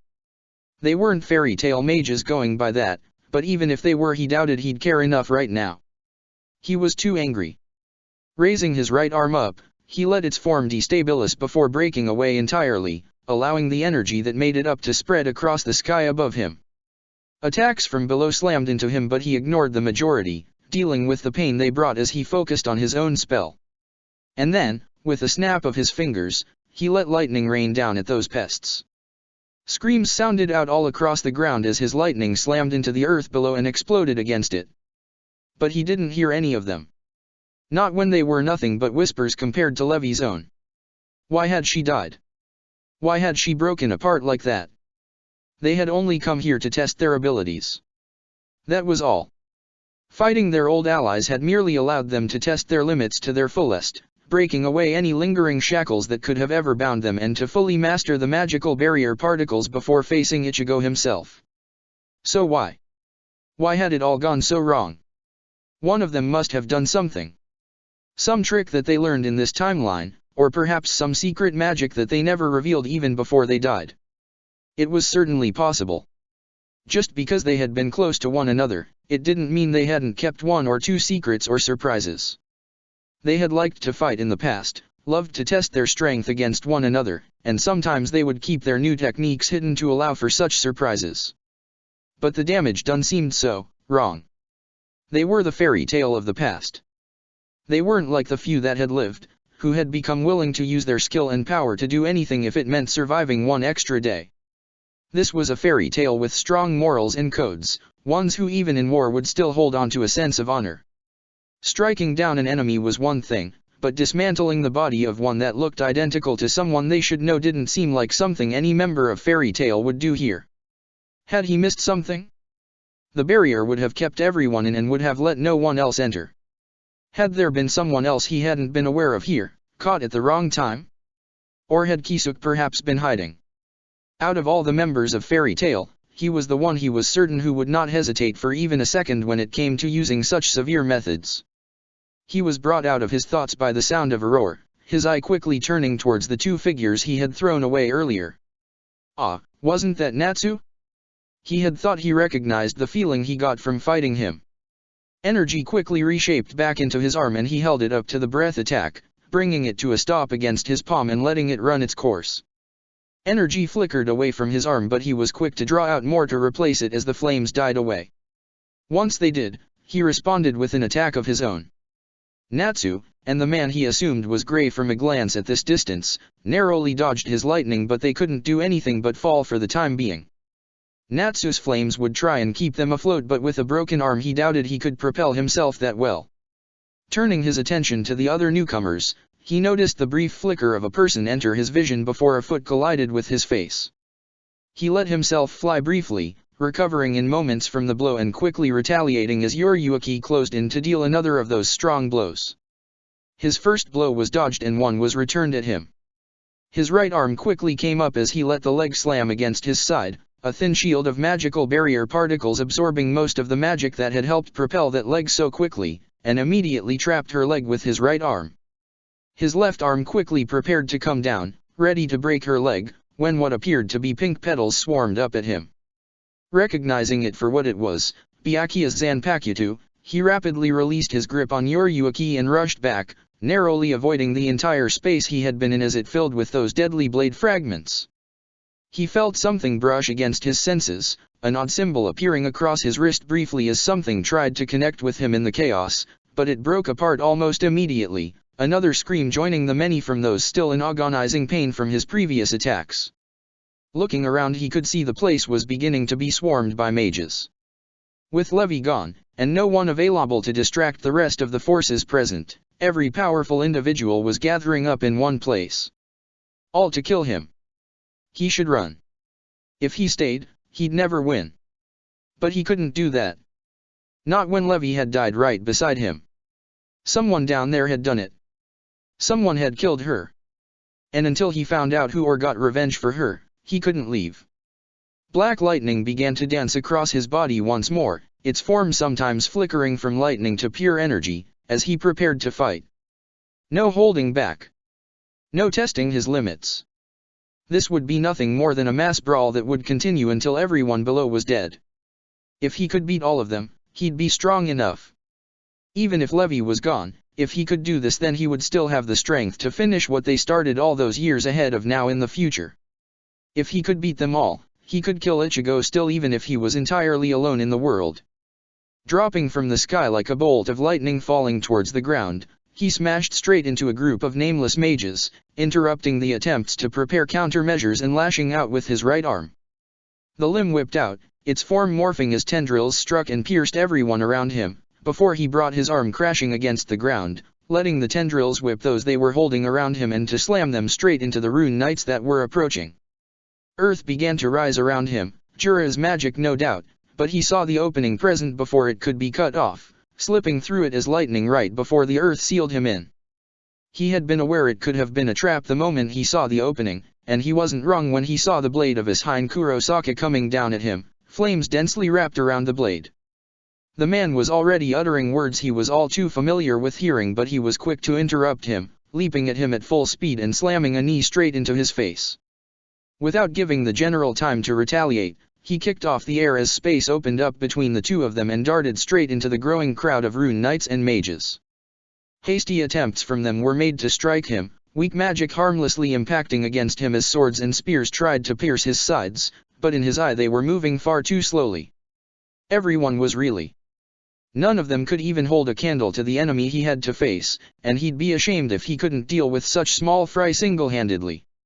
Lashing out as he darted from foe to foe, he cut down one after another, sometimes even grabbing one of them and throwing them into the line of fire of another and using the chaos that created to slaughter the rest. So long as he kept moving through such crowds, he had the advantage. The righteous mages with the actual power to face him would never be able to justify striking him in such a densely populated area, regardless if it meant they could take him down. A presence appearing right before him brought his rampage to a stop, barely giving time to react as Mest appeared before him and swung his scythe. It narrowly missed him, almost leaving a small scratch across his cheek that he knew would have been deadly to take, and before the other that had come from the same future as he had could try and push his advantage, he quickly crushed such chances. He closed the gap between them in an instant and lashed out, his left fist slamming straight into the man's chest before he could even think to activate his teleportation and sending him crashing into approaching enemies. There still wasn't time to rest though. That little distraction he had to deal with had cost him. Slaughtering those around him required him to keep moving into new groups, and the time Mest had bought had allowed him to be brought to an emptier area. Already mages were making their moves again. Ice rained down on him from all sides, shaped in the form of various different animals. The time it took to deal with them all was short, a large shockwave of lightning dealing with the majority of them, but in that time others closed in, bracing against the energy he unleashed and pushing their way through. Not all of them made in, some falling in pain and twitching on the ground. But others were stronger, closing the gap. A furious roar came from those from Quattro Cerberus's Bacchus, the man lunging with a deadly palm strike, but he quickly caught the man's hand by the wrist, pulling it up and snapping it. The pain didn't seem to even hit the S-class mage, however, his other hand swinging it out and causing him to take a step back. Taking that step put him right into the line of fire of a second attack, however, Yoryuki striking from above while cloaked in Shunkao. Her lightning-encased fist slammed straight against his head, forcing him to one knee from the blow before he let out a growl of anger in response, tightening his grip on Bacchus and using him as a human shield as he threw him into the line of fire of other mages. Yoryuki was already making a second strike, her arm pulled back, but the moment she swung he was on the move, speeding over her and lashing out with a kick at the back of her neck. A wall of pink blade fragments met his strike, tiny cuts littering the surface of his skin as he pulled back before they could shred his leg even further. There wasn't even time to treat it, however, when walls of earth began to rise to block his path, fire being unleashed in a long path from the only other direction, intending to roast him alive, the hastily made furnace. Without hesitation he slammed himself straight into the earth wall, battering straight through it and coming to land on the ground outside. Ice sprung up near his feet, trying to bind him in place, but the impact of his fist against the ground and the lightning it unleashed destroyed all attempts. Other attacks were already incoming, but he quickly began to dodge, ducking, and weaving through them as he rushed into another group of nearby mages to use as meat shields. His left arm immediately swung up as his instincts screamed at him, dark energy hardening around his skin and catching the blade before it could dig more than a few centimeters in. Immediately he lashed out in retaliation, his right fist slamming straight through the chest of the one who had managed to land the hit before, watching as the individual fell to the ground as he drew his arm back. The one who had struck him was ordinary. Just looking at him he could tell that, from his arm to even the weapon still held by the energy over his arm. And yet he had reacted a bit too late. Had someone messed with his own perception? He frowned as the answer quickly came to him. No one was messing with him. He was being worn down by nothing more than mental exhaustion. Fighting all alone, trying to keep track of the thousands of enemies out there and the small few that actually posed a solid threat to him, all of that was beginning to slow him down. His mind could only keep him in such a high state of tension for so long without making mistakes, and now that it had happened once it was bound to happen again. He should fall back. This was his mind telling him to run. He had to leave before he died to something simple like a blade from a grunt.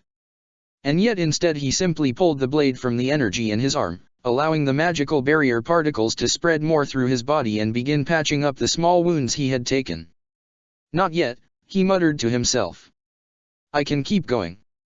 Holding the sword tightly in his left hand, he reshaped the energy that made up his right and formed it into a large shield, long enough to cover almost his entire right side.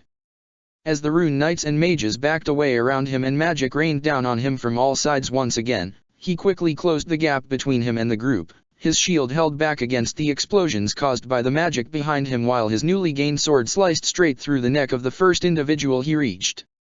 Before any of them had a chance to react he was already moving to the next four, striking them down with a single blow each, regardless of how much armor he had to cut through with his blade. It lasted longer than he expected, but eventually the blade broke, snapping in half as he cut through another rune knight. The blade had been decent, but even someone like him had seen far better crafted blades, ones that could cut through steel like it was paper. The blade he had used was nothing more than a cheaply made, mass-produced model, and being swung with the force he used had been bound to shorten its life expectancy down to a small number of strikes. Not that it mattered when he could simply reclaim another sword nearby. This time he coated it with the same energy of his shield, letting the magical barrier particles push it even further beyond its limits and cut through the magical enchantments he was beginning to encounter as more of the elites of the rune knights entered the fray. Still, the blade could only last so long. It shattered completely this time, and at an unfortunately time too. Enemies were surrounding him, already in the process of swinging, and without time to grab a new weapon he instead unleashed lightning from his body and let it explode off in all directions. Pain still hit him as a single strike made it through all of that, the one responsible falling as his own body sparked with deadly lightning. Blood was dripping down his back, but the fact the man had already taken damage beforehand had lessened the force behind it significantly. And within moments he had the magical barrier particles patching it up as he moved to the next. His arm morphed once again, turning into a small barrel as it fired off projectiles one by one into the nearby mages and rune knights. Each one penetrated what little defenses they had prepared in time, and all before him he could see bodies falling. It didn't stop those around him from continuing to charge him, however, rage pushing some forward more than actual duty. Had he cut down their friends just then? And they thought that little bit of pain alone would be enough to allow them to beat him? He would have scoffed if he had the time. Their pain hadn't even come close to his yet. Gathering magical barrier particles towards his mouth, he built them up before unleashing them in one massive burst, the vortex of deadly energy ripping apart everything in its path. But as his attack began to end, pain briefly erupted against his side as a sword of pure energy caught him in a glancing blow. The source of the attack was obvious as more of those energy blades formed around the pink-haired general approaching him, and before she could fire he was rocketing towards her. The ones made quickly fell in order to become a shield to buy herself time, but it wouldn't be fast enough and it certainly wasn't strong enough. Dark lightning shattered them as he threw it ahead of him, allowing him complete passage through the hole it made. That path however led him right into the line of fire from a hail of actual blades, coming at him from all sides. Most he shook off with a blast of lightning all around him, but some still made it through, stabbing into his skin and digging in. Pain began to erupt throughout his body, but by drawing more form the magical barrier particles even that began to dull, until the blades themselves were nothing more than an itch. His arm lashed out quickly towards the source of the problem, energy flying out in a form he was sure wasn't lightning, before it crashed straight into Urza flying above. Odd. He thought Levi had dealt with her. Had she recovered enough now that whatever Levi had done had been unraveled? Regardless, she was just one more enemy to him right now. He'd fight as many as he needed to. If anyone stood in his way, they'd simply become another body on the path he was walking across. Give it up, Laxus. He growled at the voice, lashing out with his fist towards the source from behind him. But this time the man was fast enough to teleport away in time, Mest reappearing in front of him. His scythe was still present, but it wasn't aimed at him yet. Look around you, Laxus. Do you really think you can win? Humoring the man for a moment, he spared a glance at the things Mest was gesturing towards. It was then he realized where he had ended back at. He'd been redirected back towards where he started the fight from, and already a barrier of mages was forming around him. Not the ones he had cut down so easily, but any mage with decent power. More and more familiar faces were appearing, charging up their strongest spells, and the wizard saints present and the generals were all gathering across the ground or above in the sky. Whatever room he had to move in was being closed bit by bit, and their numbers were growing with every passing second. Surrender, Laxus, he heard Mest say, causing him to scoff at such a notion. Surrender? Him? No. He had come far too far to surrender now. He had burnt too many bridges to stop now, lost far too much to let it end like this. He wouldn't allow it to end this way. Not when he still hadn't managed to do what he needed to do. More. Take more, he muttered, letting the energy of his arm expand and wrap around the upper half of his body, encroaching across his face and towards his other arm and legs. I won't stop. I can't stop. I'll never stop. Not until I can finally bring this to an end. Then so be it, Mest muttered, disappearing from sight. It was like his vanishing was a signal to all mages, magic of all kind being fired down at the open area he now resided in. There would be no room for dodging here, but he doubted he needed to. As more of the magical barrier particles coursed through and around him, he could feel the power beneath his fingers and the knowledge that came with it. All this was not a threat. Raising his hand up, he gathered up energy into a dense ball and let it explode, unleashing darkness all around him that collided with the enemy magic. As both sides began to obliterate each other, he burst through the weakest point of the two and darted straight towards the enemies. First he had to get out of this circle. If he could do that, he'd be one step closer to victory. Not so fast. A fist slammed down at him from above, almost making him eat dirt. You're Yuaki again, huh? He used to be able to track her so easily, but he could feel everything slowly down the more he fought. His eye locked onto her as he turned, watching her retreat back with fury in them before letting the energy across his face encroach further, covering his face entirely before pulling back and revealing a pool of darkness energy where his missing eye had once been. Things immediately began to become clearer, though not in a way he expected. Sight was being restored from that eye, but it was an odd sensation, new information he had never seen before becoming visible. Was this a result of the magical barrier particles that were replacing it? Regardless, his vision had never been clearer. The buildup of magic from all mages around him was as clear as day to his eye now, and it made him sick to his stomach to watch. As he began to move, however, his feet felt resistance. Earth had reached up and grabbed him, binding his limbs as it tried to spread up more and form more restraints. Ice and wood were doing the same, trying to lock his body in one place, but the more energy he unleashed, the more they broke apart. The time it took was painfully slow though. By the time he was free, close-range specialists had gotten near him. Yuaki and his hind struck in sync with one another, both attacks easy for him to dodge but forcing him into a path that they wanted. As he stepped into it, flames from Natsu came down from the sky, hot enough that he was sure he would have been roasted alive if not for the energy that protected him. Even now he could feel his skin burning under the heat, but the pain it gave him was nothing more than a dull itch that he wanted to scratch. Chains burst out of the ground nearby, runes being written that would cause immense pain if hit, but he shattered them all with a wave of dark energy before they could even be completed and before the chains could bind him. Is that all you've got? Well. More and more magic was being gathered according to his new eye, and he could even feel the odd compulsion he was getting to destroy every last trace of it. But every last bit of that faded when he picked up something else entirely. It was like a wave of pure energy had emerged in the distance, closing fast. And it was massive. Compared to everyone around him, their magic felt pathetically small to the amount that surrounded this one individual. And he knew why. He recognized this sensation. He was here. Ichigo was here. Was this fate? For him to appear now of all times? Magic was being fired at him from all sides once again, but he no longer cared. All he could see was that approaching storm of power, the one he would reach and kill no matter what. Kicking off from the ground, he wrapped himself in energy and let it take the blow for him.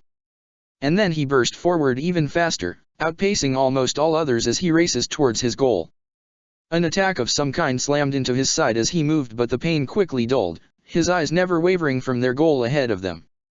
Only a few were even managing to keep chase with him now, but they wouldn't be fast enough to stop him breaking out of the circle. Not that he had to go far. The presence had moved even closer now. Ichigo had to be right in the center of Fairy Tail's camp.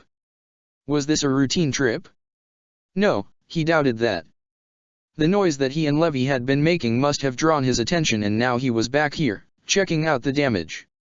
They hadn't failed. Levi hadn't died for nothing. He just had one more step to go and everything would finally, after so long, be over. Only a few stood in his way now, and he swatted them aside even if it meant taking blows he might have been avoided if he took a longer route. He could feel his body straining as he pushed forward, but he ignored it, the sight of an orange-haired man appearing into view. Ichigo. His arm came back, all the energy that made it up going wild as he dug into every last drop of hatred that he had. Ichigo was turning towards him, but he was moving slower than usual. That was his Shikai that he saw, which meant he wasn't anywhere near the levels of speed and strength that would have posed a serious challenge to him. That was good. If it was still only Shikai, he had the complete and utter advantage now. And he wouldn't give it up. Not if it meant losing this chance. Everything had led to this. All that pain, all that suffering, all that hatred, everything he and Levi had shared was now carried on his shoulders squarely. It didn't matter what happened next. It didn't matter what else came from this. Right now, all he felt was the pure hatred over all those years. That's right, he realized. All of this came from this person in front of him. It was his fault, and finally he would finish this path once and for all. Die. His arm, a mass of unstable energy at this point, prepared to thrust forward. Nozomi was already on the move, even as Ichigo hesitated at the sight of him. She would be no threat. Even her legendary spell wouldn't slow him down now. Mist Ogden was present too, but he wasn't making any moves to interfere. He didn't know why, but he'd be thankful either way. Finally, this would all end. And then his arm shattered as he swung it forward, breaking apart into nothingness. At the same time he felt his physical abilities drop completely, his form falling down the small distance to the ground and dragging along the dirt. The sight he had regained in one eye vanished abruptly, and he could feel the pain that he had dulled coming back. It hurt. He felt like screaming. Was this what Levi had felt? This pain was unbearable. It felt like every piece of his body was being ripped apart, turned into something else. No. It couldn't end like this. Not when he was so close. His left arm dug down into the dirt, struggling to push himself to his feet even as he felt the energy left near the stump of his right arm begin to eat away at his flesh. Not yet, he muttered, swallowing the screams he wanted to let out as he took a shaking step towards Ichigo. No magic was responding to his will anymore, nor was any of the energy he had been using coming to his aid. So instead he reached back and pulled a sword from his back, ignoring how it made the pain all the worse. "I'll kill you," he muttered, taking another step forward before falling down to one knee. He was losing strength. No. Not yet. Please, not yet. He wasn't done yet. He still had to finish this. Through force of will he managed to push himself back up, using the sword as a crutch, and as his eyes looked up he could see other mages approaching, ready to try and finish him off. They were getting too close. They'd stop him. He forced himself to take another step forward, but it wasn't making him get any closer, even though Ichigo had yet to take a single step from his position. He'd never reach him in time. So instead he altered his grip on his sword and threw it. It barely flew a few feet in the air, clattering against the dirt ahead of him as the last of his hopes began to shatter with his body. No. It couldn't end like this. Not after all this time. He had to, what did he have to do? He felt so tired. He couldn't even stop himself as he fell face first into the dirt, one hand desperately reaching out towards his target. He couldn't do it. Not now. It was too late. He'd missed his chance. He no longer had any magic at all, and no magical barrier particles were responding to his call. And now even his body was failing him. All of this, everything he had done, everything he had lost, had it all come to nothing? He could still see Levi's face, contorted in terror as she was ripped apart just like he was right now. Was this the price they now had to pay for such power? He shouldn't have played around so much with it.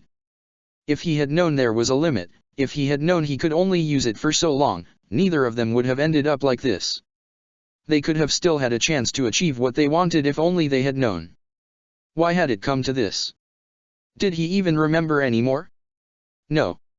Even that was too long ago to remember. All that had remained from that time was the hatred he had felt, and even that was fading too now. And with that gone, there was nothing left. Not even a will to keep on struggling. It wouldn't matter now. It was already over. A pair of hands came to rest on his back in the midst of the pain he felt. He couldn't recognize them, but they felt small. Then a small scream could be heard too, though it was hard to hear over the louder ones. Wait, those were his screams. So he no longer had the strength to even keep those quiet anymore. But who did the second screams belong to? He wished he could have known as his eye began to close, the pain beginning to lessen. For some reason his right side didn't hurt anymore. He was dying, wasn't he? That was why it was leaving him. He was going to disappear the same way Levi did. That was fine. He couldn't find any strength to resist it. But he wished he could have seen it. The building he had once called home. The laughter within its doors. The happy atmosphere that had always been carried around. I should have gone to see it, he muttered quietly to himself. I should have gone home. Yes, that was what he should have done from the start. Perhaps if he hadn't been so lost in his own hatred, if he had been able to realize the chance he had been given and what it meant, perhaps he could have found happiness again rather than dying like this. To see that peace one last time. Well, he supposed he could still imagine it. As he let his eye close, he could see it clearly, even as his mind began to shut off. The sight of a familiar flag over his home and the feeling of a never-ending adventure just waiting around the corner. And a small house hidden in the forest, from a simpler time. I should have stopped you. Ichigo. Protector of the fairies. Head priest. They failed. I was prepared for that eventuality, Arlok stated, not even bothering to turn away from the statue he was praying at. But to hear it actually occurred. How sad. They really couldn't manage it? Mary asked. I was so sure they would. Weren't you too, Gramps? I had hopes, Arlok stated, dismissing the disciple who had informed him with a wave of his hand. Their control had grown in leaps and bounds, and their power alone had been enough to make any of us fall even before then. But all things have a limit. They reached the peak and then failed to progress past it. Such a disappointment.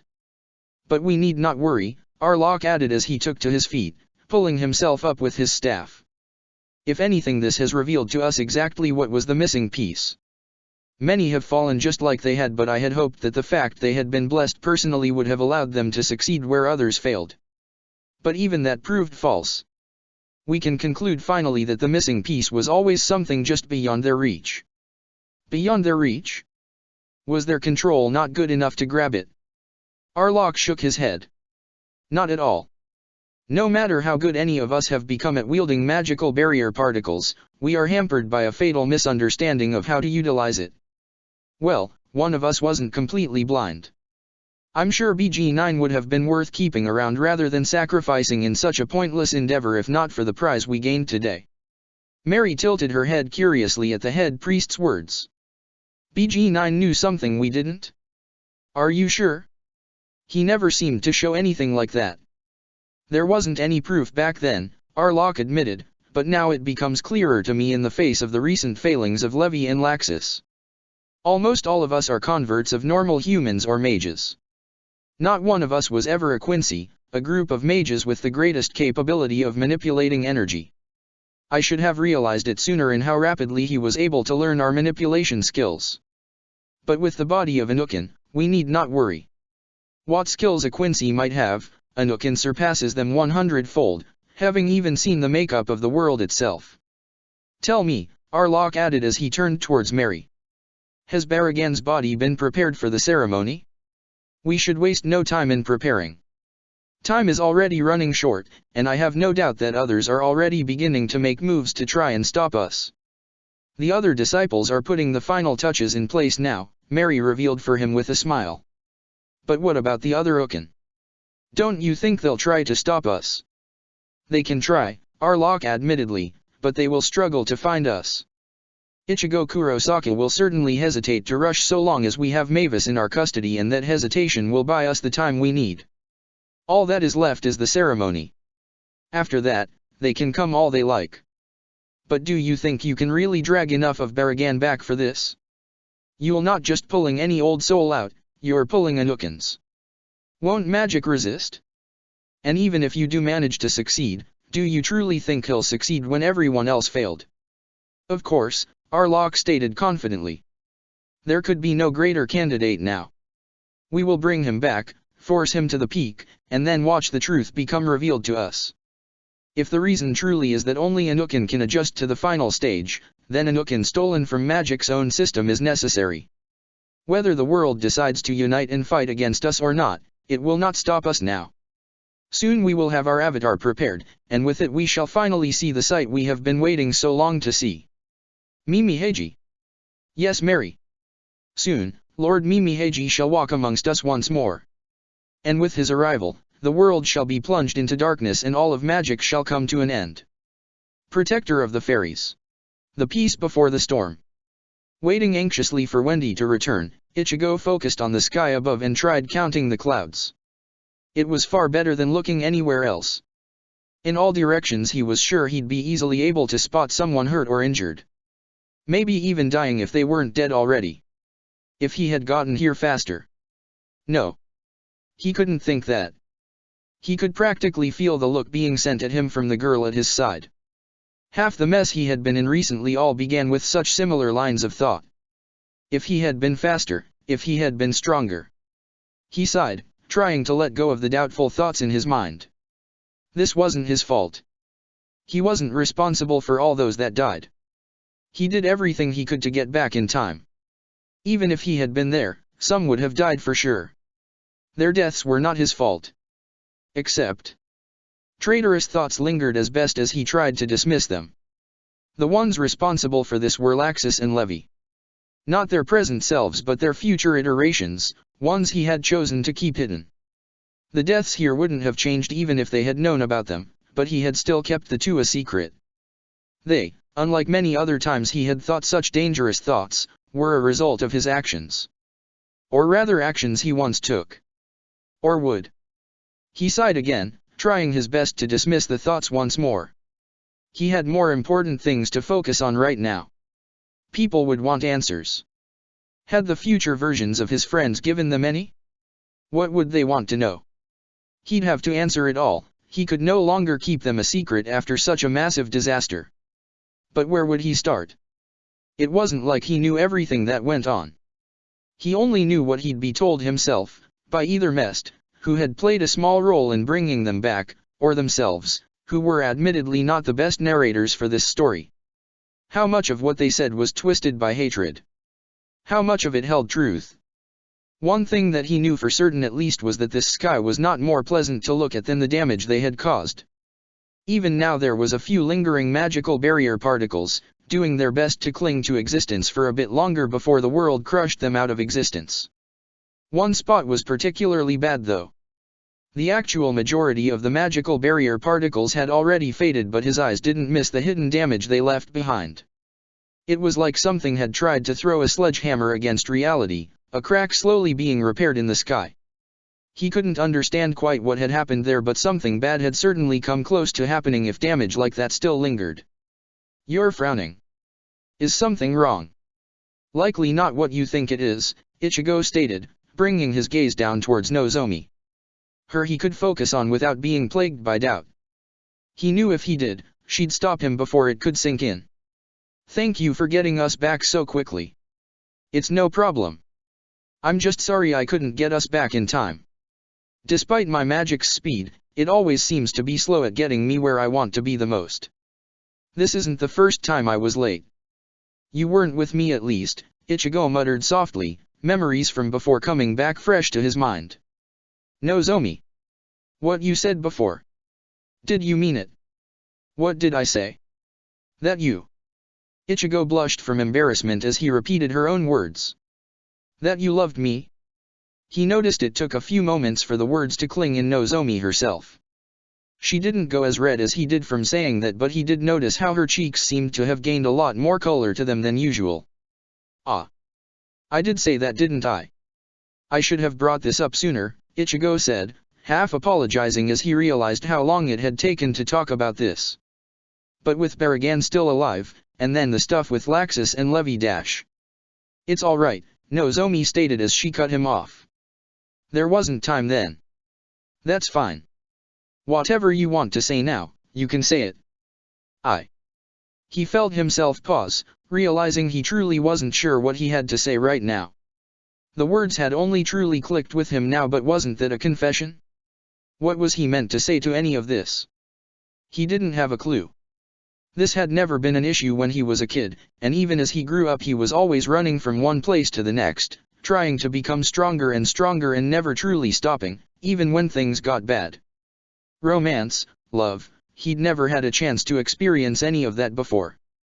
He almost said as such but froze at the look he was being given. If she was still embarrassed, Nozomi wasn't being shy at showing it. Her gaze wasn't wavering as she looked at him, patiently waiting for him to answer her. And yet her hands seemed to fiddle with themselves before she shoved them behind her back, as if not wanting him to see the nervousness she was showing. He couldn't say what he had considered saying anymore. Not after seeing her waiting like this. No matter how new the concept of romance might have been to him, such words were nothing more than an attempt to run away from the matter. To run away from someone who was just as nervous at waiting as he was thinking. She was like him in this regard. With her time in Edalas, had she ever experienced true romance either? There had never been anything between her and his other self, he would have been aware of it, and if there had been anyone else she'd never mentioned a word of them. And considering her own nature, he doubted there had been. However serious she took being his knight here, it would have been nothing compared to her in Edalas. A woman dedicated to nothing but her duty, regardless of anything else she might desire. That was how it had always sounded whenever he had seen her in Edalas or when he had heard her talk about her time back then. To her back then, it was likely that nothing else had mattered. Which was why whatever he said here, he couldn't simply answer half-heartedly and try and take the easy route. Not when she would have been in the same boat as he was. In which case, he truly had to give her the answer she deserved. How did he feel back then when he heard her say those words? She had been in danger, so he had acted to save her. But before that moment, what had he done? Hadn't he hesitated, for even a moment as the shock hit him? Weren't those the words that had managed to pull him back just long enough for him to see the hand she was stretching out to him to pull him out of the darkness he had being swallowed by? Thinking back, there was only one thing he remembered feeling at that moment. Happiness. Happiness that he had heard those words at a time where he had hated himself more than anything else in the world. Happiness that someone out there had loved someone as broken as he had been. And all of that had quickly turned to fear when he had realized the one person responsible for that brief happiness was about to disappear from the world, all to try and save him. It was because of her words that he was still here. He couldn't forget that. Even now he was trying to remember what she had told him back then, to keep moving and living rather than cutting everything away so that it hurt a bit less. But she hadn't let him do that. Not many people could have stopped him, but she had, with nothing but words and a plan to force him to turn back and realize this wasn't the only way. Back then, he had been so thankful. So happy. All the darkness that had been clouding his path had finally began to clear, enough for him to find the strength to keep going. Even now that emotion still remained. For what she'd done for him, he loved her for it. With all his heart and soul he loved her for that. But he couldn't just say that. With everyone so fresh, was that love the same she would hope he'd have for her? Or was it admiration he felt? Thanks? He didn't know. He simply couldn't tell.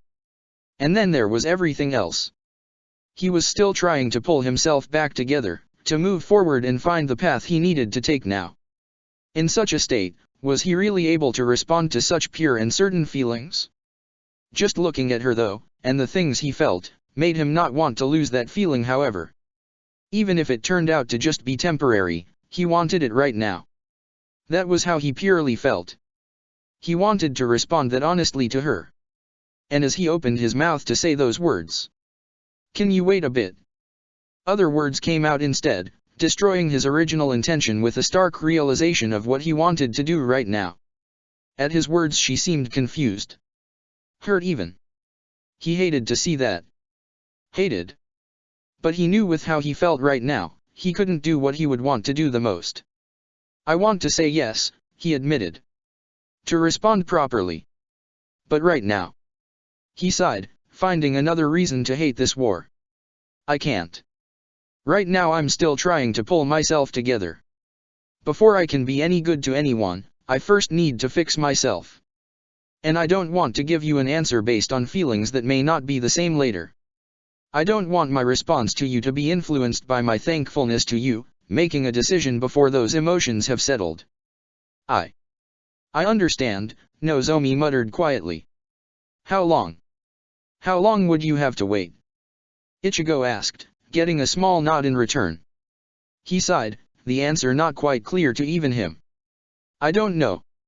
Until this war ends though, I don't think I'd be able to fully pull myself back together. With the state of things I'm hoping that would be sooner rather than later though, but right now it's still to come." "Could you wait that long?" "For me to ask you myself this time, once I can get my head back on straight." "Nozomi."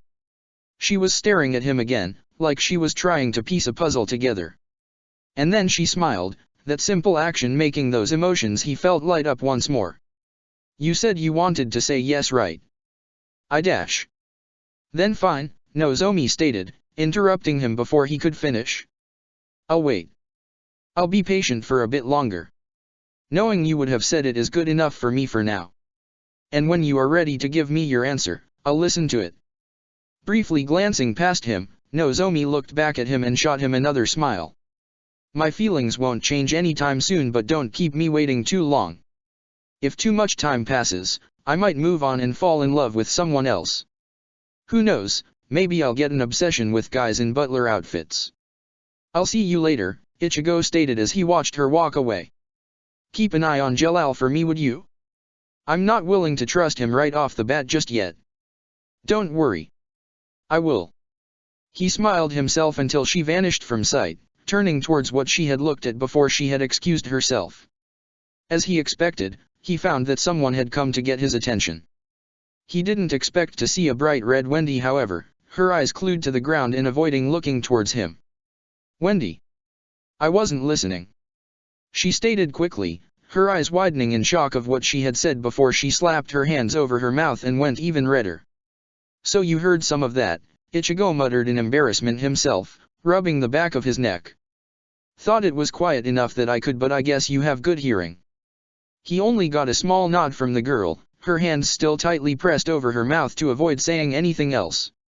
He should probably spare her any more embarrassment, if only to lessen his own. Besides, she had come to get him for a reason. How is he? Like a switch was flicked, all the embarrassment Wendy had felt seemed to drain away. Her face still seemed a bit red, but no longer was she embarrassed to look at him, instead focusing on the task she had undergone. He's alive. I did all I could, but... Doubt seemed to hit her briefly, her eyes glancing down regretfully as she clutched the edges of her dress. As if to reassure her, he placed a hand on her head, ruffling her hair a bit and causing her to look back up. You did everything you could. More than anyone else. So why don't you tell me what you did all right? Start from there. Wendy nodded, able to swallow her worries with the task now set before her. It was difficult.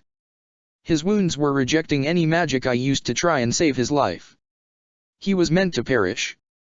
But when my magic wasn't enough to save him, I tried another method.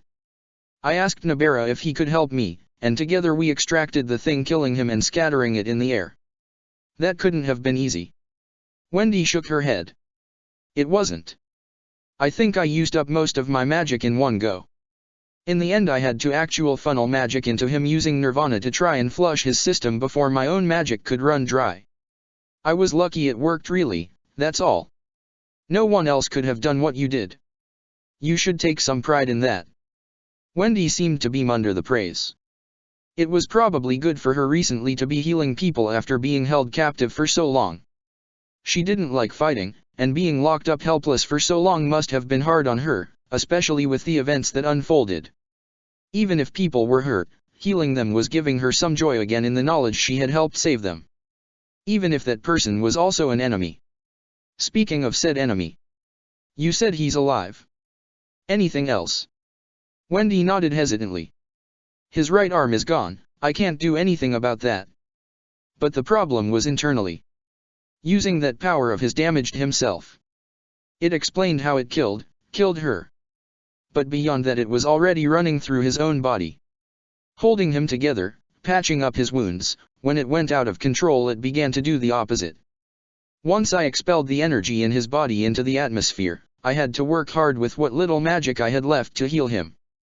I had hoped the magic I had funneled into his body might have assisted in the process, but it didn't respond to him, did it? Wendy shook her head. Its presence did nothing. The fact it was in his system helped keep him alive technically, but that was it. Beyond the very, and I do mean very, bare essentials for life, it ignored everything else. And even then it may have only done that because it was already present, and that would be the quickest way to leave his system without actively helping him more than necessary. Magic. I'm not sure it hated him. But it didn't want to like him. It simply wanted to ignore him really. But considering he's still alive, I assume you managed something. Wendy nodded again. He's clinging to life right now, but I managed to heal what I could and bandaged the rest. Keeping him alive long term might be more challenging, but for now he's alive. Sleeping even. Hopefully it's something pleasant at least, Ichigo muttered softly. If he's asleep right now. Is he alright to have visitors? I doubt he'd appreciate me coming to see him when he's awake. It should be fine. I hadn't told the guards yet I was done and snuck out to quickly get you. He frowned a bit at the sheepish look she suddenly put on. I figured they'd not let you see him. If you had wanted to, I mean. None of them liked the fact I was saving his life. And none of them liked the fact that you stopped them from stopping me either. Wendy paused for a moment, looking up at Ichigo anxiously before asking, I did the right thing, right? You tell me, Ichigo responded. He might have been an enemy, but he was once a friend. And he was dying. You didn't want him excused for his crimes, nor forgave him. You simply didn't want him to die. Such kindness can't be wrong, Wendy. Don't forget that. I won't. Good. Now I should probably be quick. I doubt it'll be too long until they notice you're done and disappeared. Can you go ahead and find Hibiki for me while I'm doing this? I need him to gather some people for me in a bit, so I'd appreciate it if he's ready for me when I find him. Wendy gave him a nod before quickly rushing off. Turning back towards the tent that he knew Wendy had been working in, he made sure to sneak around carefully in case anyone was looking. The entrance itself was on the other side, but it paid to be cautious in case someone had put some extra guards out here. It was easy to find where Wendy had slipped out though. There was a slight cut in the back of the tent. Clean, as if wind had cut through it. Guess she hadn't wanted to take any chances with pulling up the bottom in case it disturbed the tent and alerted the guards. And luckily it was just high enough for him to get the look in that he needed. There he was. His oldest friend, lying there so peacefully. That was the face he wished he could have seen on this man's face, but he doubted he ever would see it. This man hated him far too much. "I'm sorry, Laxus," he muttered. "You probably don't care for my apologizes, nor want them. So I'll say it while you're asleep. I'm sorry, my old friend. Protector of the fairies. There's a few more people than I expected," stated Ichigo as he walked into the tent, immediately able to spot Hibiki near the front of the large crowd assembled. At a glance he could already see many familiar faces too. Some were from his own team, Kisuke and Hades standing to one side away from the majority. Gray had taken a more central position alongside some of the mages from Fairy Tail. Natsu and Urza were there, along with a few others who likely had questions on the matter today. He couldn't miss how Levi was shooting him glances as he entered, holding herself back from saying anything yet. And there was no way he could miss the glare coming from Laxus. Laxus didn't look good if he was being honest. Before it had only been his arm. Now the lower right side of his face had been covered in scales, and his right eye had completely changed. It looked far more inhuman now, with a slit down the middle like that of a lizard's eye. Or rather a dragon's in this case. All of that was the extent of what he could see. He had no idea how far the process had spread to the rest of Laxus's body, not when he had a cloak tightly pulled around him. There was even a hood now for if he wished to use it to hide his face. When had this all happened? Since he last saw him? Or only recently as a result of the battle here? Judging by how there seemed to be an equal amount of stares at Laxus himself, and he was sure people would have noticed Laxus's state by now if it had been this bad, then it was probably recent. Forcing his eyes to drift away from his friend, he took note of the other faces he could see. Byakuya, Mirti and his father were all here. Arcadios wasn't yet, but he could have been bringing the remaining forces down from the south up to rejoin the rest of the armies. Besides him, Shunsui was missing too, but he doubted he could have been spared from his position. Baragan, Ziref, and Waiwaka's armies were nothing now, but Spriggan still had his in place. This definitely wasn't a collection of all the strongest powers here though. He didn't see any other wizard saints like Jura or Yoryuki. Perhaps they were dealing with the army matters in the absence of the generals? He also didn't see Taushiro here, though he could have been with Karen. Jelal wasn't here either, which would mean Nozomi wouldn't as well. There's a lot of people waiting for me, Hibiki. Hopefully not your doing. We have some important matters to deal with and you're the only one fast enough to contact some people in time for me. Ichigo Kurosaki. He froze. That was not a voice he recognized. Glancing back over his shoulder, he noticed the man waiting beside the tent's entrance, his face hidden under the hood of the cloak he wore. A white coat. He already had a bad feeling who this guy was, even before he heard his next words. His Majesty sends his guard. One of Waiwaka's soldiers, huh? What do you want? And what's allowed you to walk so far into our territory without being cut to pieces? He asked for a ceasefire, he heard Byakuya state.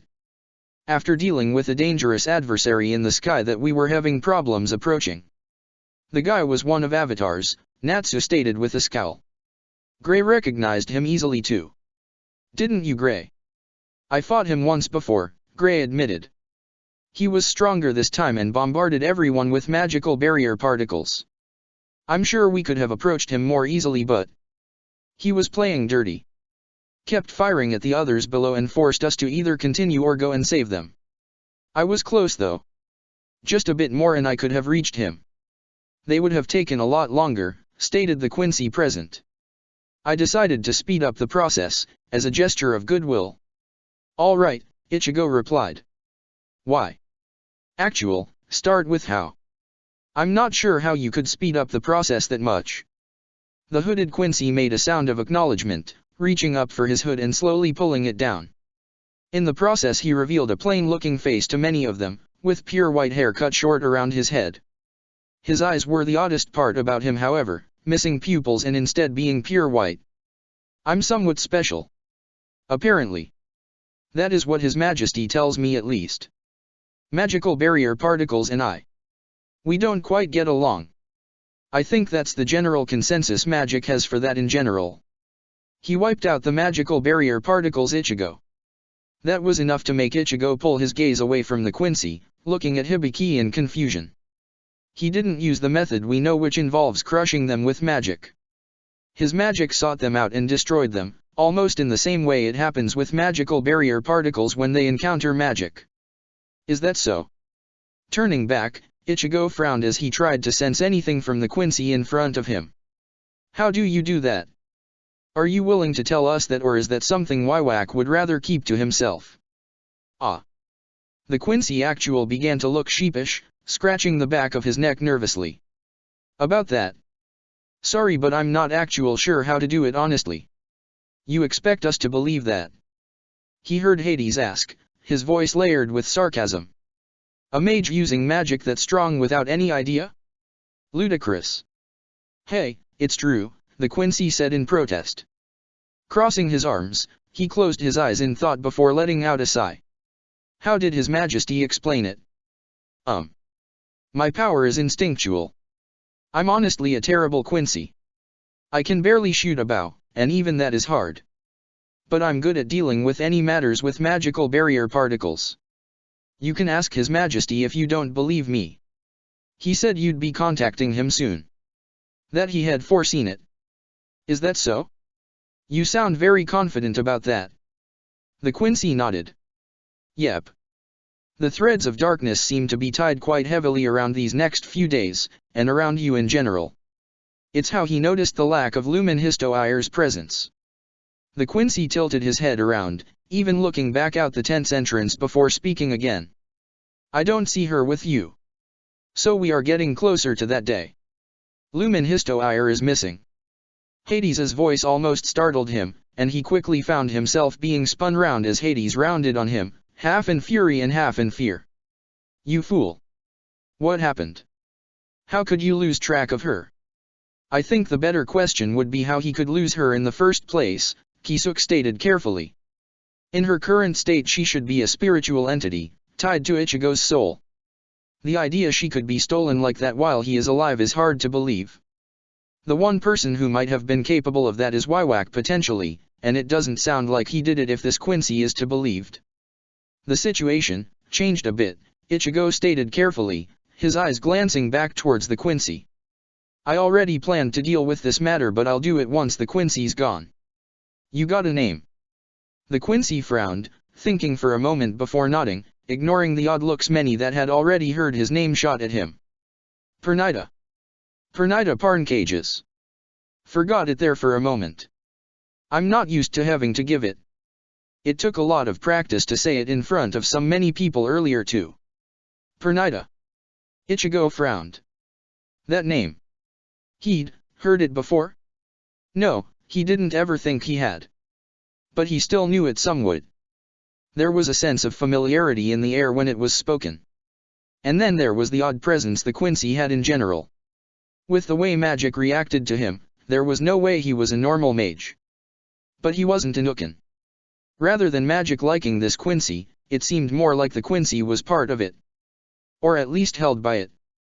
Magic seemed to circle him constantly, not in a way that provided much support but in a way that seemed to be ready to bind him in a moment's notice. He was brought out of his thoughts at the sight of the Quincy speaking, barely allowing him to catch the end of it. Way too. I'm sorry, I didn't catch that. I said His Majesty acted that way too, Pernida repeated. Had the same odd look and everything. Is something wrong? I know some people have said my appearance is strange but dash. It's fine. You said Waiwak wanted a ceasefire? Why? I said it already. The threads of darkness are closing in. His Majesty seemed to believe he will not be able to stop this threat and is seeking allies. He believed you would be the easiest one to recruit due to your likelihood to put aside any grudges you have with him temporarily until the greater threat it dealt with. Did he now? Sighing, he shot a glance towards Hibiki. Can you get someone to look after him for a bit? So we're all able to talk in private? I'd rather not have him overhearing everything and reporting back to Waiwak with every little detail. I'll take him, Urza stated before Hibiki could answer. I came here because I was curious of the earlier matter, but I can hear later if need be. And a Quincy like this cannot be allowed to be left unguarded in the heart of our forces. Thank you, Ichigo quickly said as Urza began to lead Pernida away. You can take an answer to Waiwak once we're done, Pernida. Until then, just stay and wait around. Urza, make sure no one tries to cause any trouble with him either. And with that he could feel all the stares from behind being directed back at him. Alright then, who wants to go first? I can tell about half of you have been waiting to shout at me. I just want to know one thing, Laxus asked calmly, the emotions in his voice being kept tightly under check. How many others knew? I assume this is about the future version of yourself. And my future self, Levi pointed out, not quite able to keep the emotion out of her voice like Laxus had. She sounded angry. And hurt. Future selves we didn't know about, but seemed to have been around quite a bit so far. No, that's wrong, Ichigo muttered. I made the choice after all. I decided it was best to keep things quiet. That's why only those who traveled with me knew, along with Natsu who was there on the day of the Grand Magic Games with me. He paused, noticing how none of those from Fairy Tail seemed surprised at that piece of information like the generals did. I assumed they said a few things. More than a few, Laxus muttered. They were part of the reason things went so badly there, am I right? They admitted to killing Lucy. They admitted that they helped cause the chaos recently that allowed the Hollows to kill thousands. And they admitted that they died once before. By your hand. Ichigo couldn't say anything to that, and even his silence alone was enough for Laxus to know all of what had been said was right. You're not denying it. You really did kill us. The options I had were limited. And you met them already, so I'm sure you got a glimpse of the kind of people they became. Killing them. I believed it was merciful. Do you really believe that? Ichigo sighed. I had to believe it was. Otherwise. But anyway, that is initially when I mentioned nothing to anyone. After the incident with the Grand Magic Games, only a few people knew about them. Natsu was one, as was the Celestial Spirit King. Mest also knew, but then he knew a lot of things when it came to the future. He initially came from their timeline, not the alterations that others came from. In fairness for Ichigo, I ended up keeping this hidden too, Natsu muttered. I mean they were dead back then. Telling anyone about them, it could have harmed the present Laxus and Levi. That's fair enough, stated Freed. But why was no one else informed afterwards? When you learned that they had been revived. The threat of the magical barrier particles that we have witnessed today, in full view, must have warranted countermeasures to be prepared and warnings to be given to people.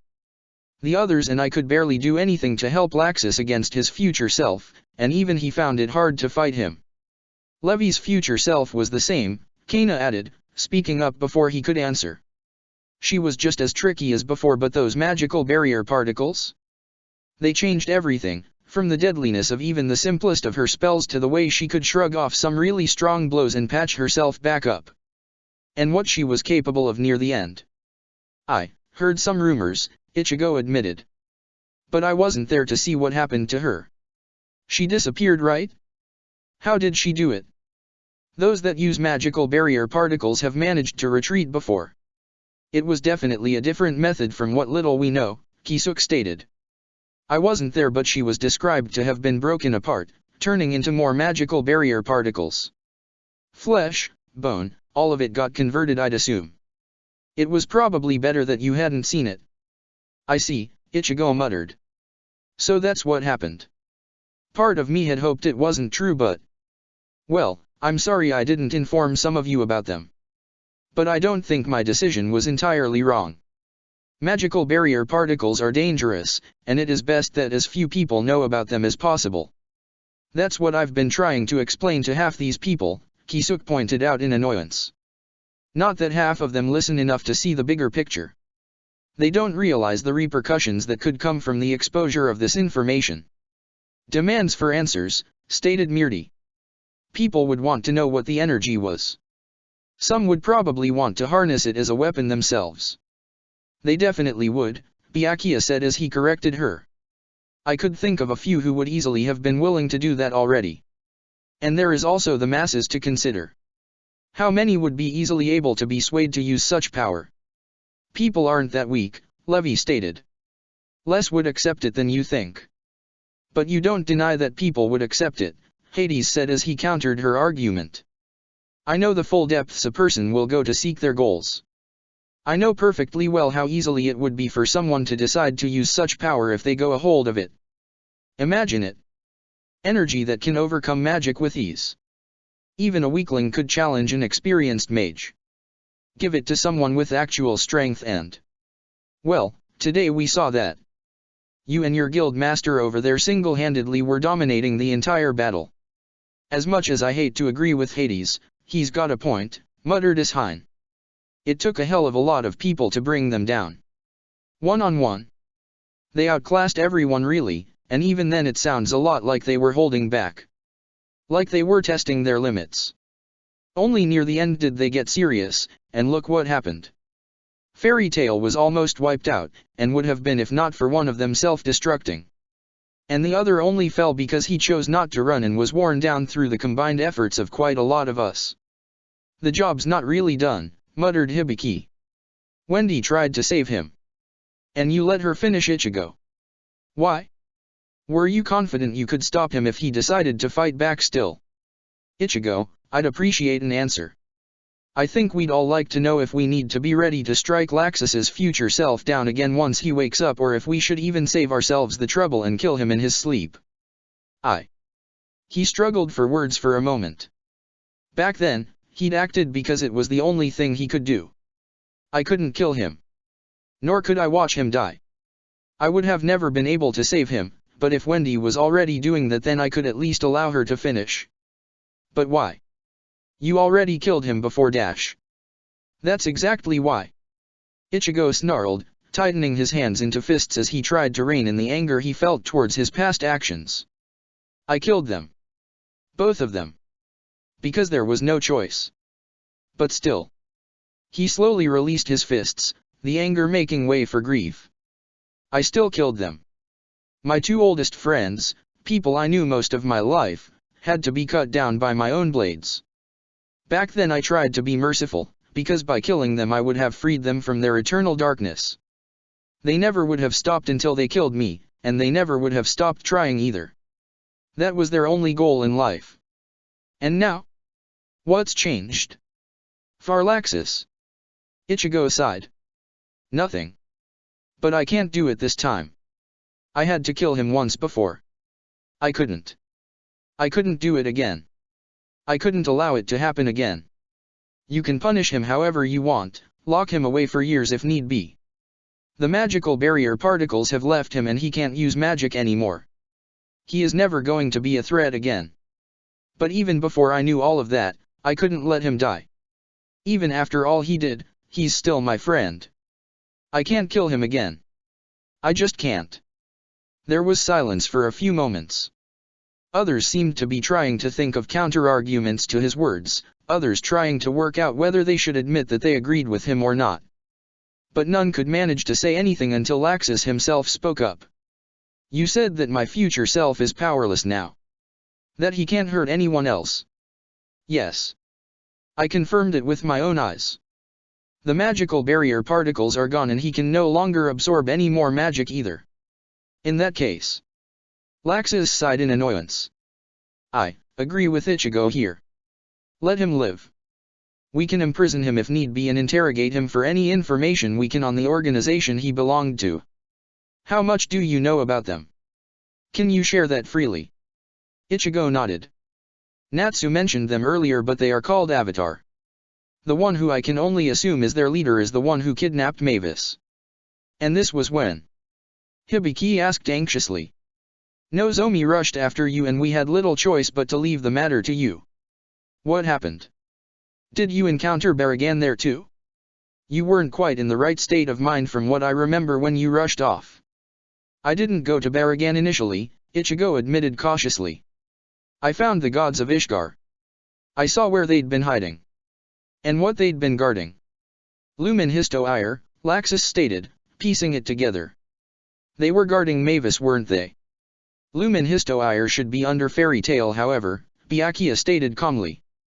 That was what we were informed, were we not? Hey, some of us didn't even know half of this, Kana pointed out. What is this Lumen Histoire? This doesn't leave this room, Ichigo stated, but since you have heard some of this already from people in here, Lumen Histoire is what most of this war was fought over. And Lumen Histoire also happens to be Mavis's physical body. Which was meant to be under fairy tale, Byakuya repeated. And it isn't. Why? It wasn't there, Laxus said before Ichigo could say anything. Ichigo showed me where it was hidden when I became the next guild master of fairy tale. We knew the enemy didn't have it because they wouldn't be fighting otherwise. And telling everyone else that we had no idea where the super magic under our guild went would have been a horrible idea until we actually knew where it went. The gods of Ishgar took it to keep it safe during the 7-year gap for us, Ichigo stated before anyone else could demand more answers on that. And they returned it to Mavis and I to help us finish the war. The result gave her back her physical body, and during my following fight with Baragan she was captured by Avatar. Did Baragan escape? Kisuk asked. How did the fight end? He's dead, Ichigo stated, pausing for a moment warily before adding, but his body was taken. Avatar took both Mavis and Baragan's body, though at least Mavis is still protected by a barrier. They technically can't touch her but they can hide her, which I assume is their aim as well as to act as bait to draw me in. That's about all we know about Avatar in general though. They've been quiet in how they acted. With what happened today with Laxus and Levi's future selves, I think this is the loudest they have ever been. Hold on a moment, said Hades, drawing eyes towards him. You said Mavis is the bait, right? Which means what they want you to head into is a trap. That's correct, yes. And we can assume this group is filled with those of a similar caliber to Laxus and Levi over here. We're not sure on that front, Kisuk threw in for Ichigo. But looking at the Quincy that joined them and comparing him to them, he wasn't nearly as strong in my opinion. He only would appear so due to fighting full out from the start. I see. It's just curious, muttered Hades. I find it hard to believe Avatar has many individuals on the caliber of those we saw today. If they did, why stay hidden for so long? Actions like that sound to me more like they had a reason to hide. That if they were to be exposed, they would be destroyed. Considering they weren't even heard of before, they have kept themselves a tightly guarded secret. And if we assume they needed to stay hidden because of their overall strength, why now risk announcing themselves? And better yet, why throw away 3 strong individuals like this? The only reason I could think they would do that is if Ichigo didn't hear anything else that Hades said. If he had looked around he would have noticed everyone else had reacted similarly to he had, silence filling the tent without any of them noticing. Did you sense that? Muttered Levi, fear in her voice. What was that? I think that might have been related to what Avatar was planning, Ichigo muttered, seeing the magic all around him going haywire. Something that is really not good, whatever it is. Protector of the Fairies. It begins, Arlok stated, his hands held tightly around his staff and pray, just like all the other followers with him. My fellow disciples, today we begin the ceremony to bring about our God once more. For his entire glory. For his righteous revenge. And for the end of magic itself. For our Lord, Mimi Heiji. Protector of the Fairies. The champions of magic assemble. There was chaos all around the camp. To the eyes of those watching, it appeared like everyone had felt the same thing they had. An uncontrollable sense of fear, one that none could explain. After the most recent attack on them too, many were on edge, believing another attack was imminent. They're not too far off, Ichigo muttered to himself, glancing down at the knife he held tightly in his hands. He said I'd know where to go but I don't. Is it not time yet? Time for what? Ichigo glanced up from the knife and back over his shoulder, Laxus there taking a place by his side. You not checking on the others? Laxus shook his head. The lot of us aren't so scared of something like this that we'd need to be coddled to make sure we'll still fine. That feeling though. You know what it was, don't you? Only roughly, Ichigo muttered back. Just from some words that one of Avatar's members said. He said I'd know where to go when the time was right. That magic would tell me. But you haven't noticed anything yet, have you? Another voice stated for him, Levi taking a place by his other side. Any luck tracking Mavis at least? Can you do something with that knife? How do you dash? He cut himself off at the sight of the smirk on her face. Lucky guess, huh? Some rough guesswork more like. You were holding onto it quite tightly, as if afraid to let it go. You wouldn't do that if it wasn't valuable in some way, but weapons have never really been your thing beyond your Zanpakuto. And considering the timings, which I'll admit required me to make some large assumptions considering I was in the equivalent of a coma for a month, and with Mavis now having her body back according to you, I assumed that it might be related. You just gave me the proof I needed. And if you'd been wrong, then I'd just look stupid for a few moments. Levi shot back in amusement, her eyes quickly drifting their gaze towards his soul eye as her smile slowly dropped. What happened to your eye? I'll admit I was curious on that too, Laxus stated himself.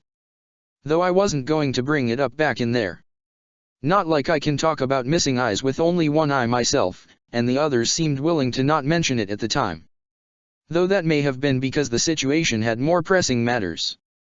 I'm thankful at least they didn't ask, said Ichigo, bringing one hand up to where it had been. It was a trade.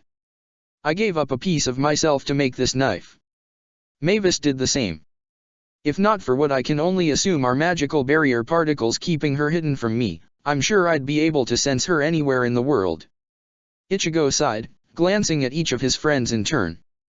But that isn't why you're here, is it? Facing me alone now, without anyone else? This is about the two of you, right? Laxus nodded. I held back a lot in there, Ichigo. I'm sure you realized that, right? We both did, Levi stated, throwing her own opinion into the mix.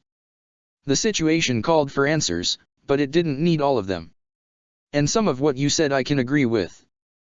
The need for secrecy, the need to keep the power of magical barrier particles hidden, all of that we understand. But just us alone. You could have said something to us. Even if it was just us, Laxus added in agreement. We wouldn't have judged you. We wouldn't have hated you. We ourselves became the enemy, and after facing myself recently I can tell you right now that I wouldn't have agreed with his actions. Killing our own friends, orchestrating the deaths of hundreds, no, thousands, all to try and get what amounted to pure-seated hatred and revenge. I'm not sure it was even linked to revenge at all, Levi muttered. Seemed more like it was just pure hate.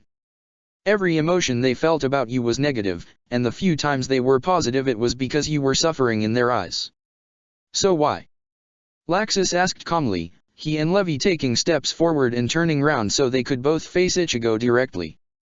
Why keep us in the dark about this? Why burden yourself with that when we would have forgiven you? Why keep it a secret past that when you knew you'd be unable to deal with the situation alone? Did you not trust us? Is that it? Ichigo sighed, shaking his head as he took in their words and let himself properly process them. He sighed again, forcing himself to continue. You know what I've done. What I probably still do. When someone I care about is in danger, I try to make myself a shield to protect them. Physically was easy, but I've always gone further, protecting everyone mentally too. That goes as far back to my time helping out Juashiro in exchange for Fairy Tail's freedom from political matters. So, he continued, after a long time I just forgot how to stop. How to know when I didn't need to do it. At the Grand Magic Games I was already so focused on keeping everyone at arm's length with my plans, trying to take the full brunt of the blame I planned to put on me. And while the day ended fine, I met the two of you. I should have learned back then, Ichigo added harshly to himself. Part of what created that hatred is what my future self did to the two of you. I only know what Mest told me, but you two weren't with me. I arrived late, entering a ruined world that witch dragons had their way with until Zeref and the other Ukin stopped them. By then it was too late though, and their armies were clashing. There was no barrier. It was hell, and I arrived late to that. There was no Ishgar army. It was more of a guerrilla force to rebel and disrupt the other armies. My future self couldn't do anything to help them, he muttered regretfully. So he chose to do the harder options. And when he realized opinion of that was hurting others who had associated with him, whether through their own lowering standards among the groups left or from their own pain of seeing what he was doing. He asked Mest to remove all memory of his existence from them. So the hate the two of them feel for you. Is that artificial? Levy asked, her hopeful look being crushed at the sad expression on his face. No, it was real. Once they lost those memories, I wasn't their friend anymore. I became a monster in the eyes of those that remained. A monster that would even cut them down if it got me closer to a chance at beating Wywak or Ziraf or Baragan. I never did manage, and so sacrifices kept piling up and pushing me further and further. At some point he said I just broke. That I was just following the motions of a duty I had imposed upon myself long ago. But none of that matters here. What does is that they hated me.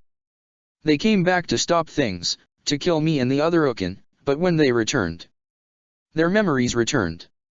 They entered a world unaffected by the large-scale magic cast by Mest, and so the memories that had been locked away resurfaced. And they became to hate you even more when they realized what you'd done, muttered Laxus.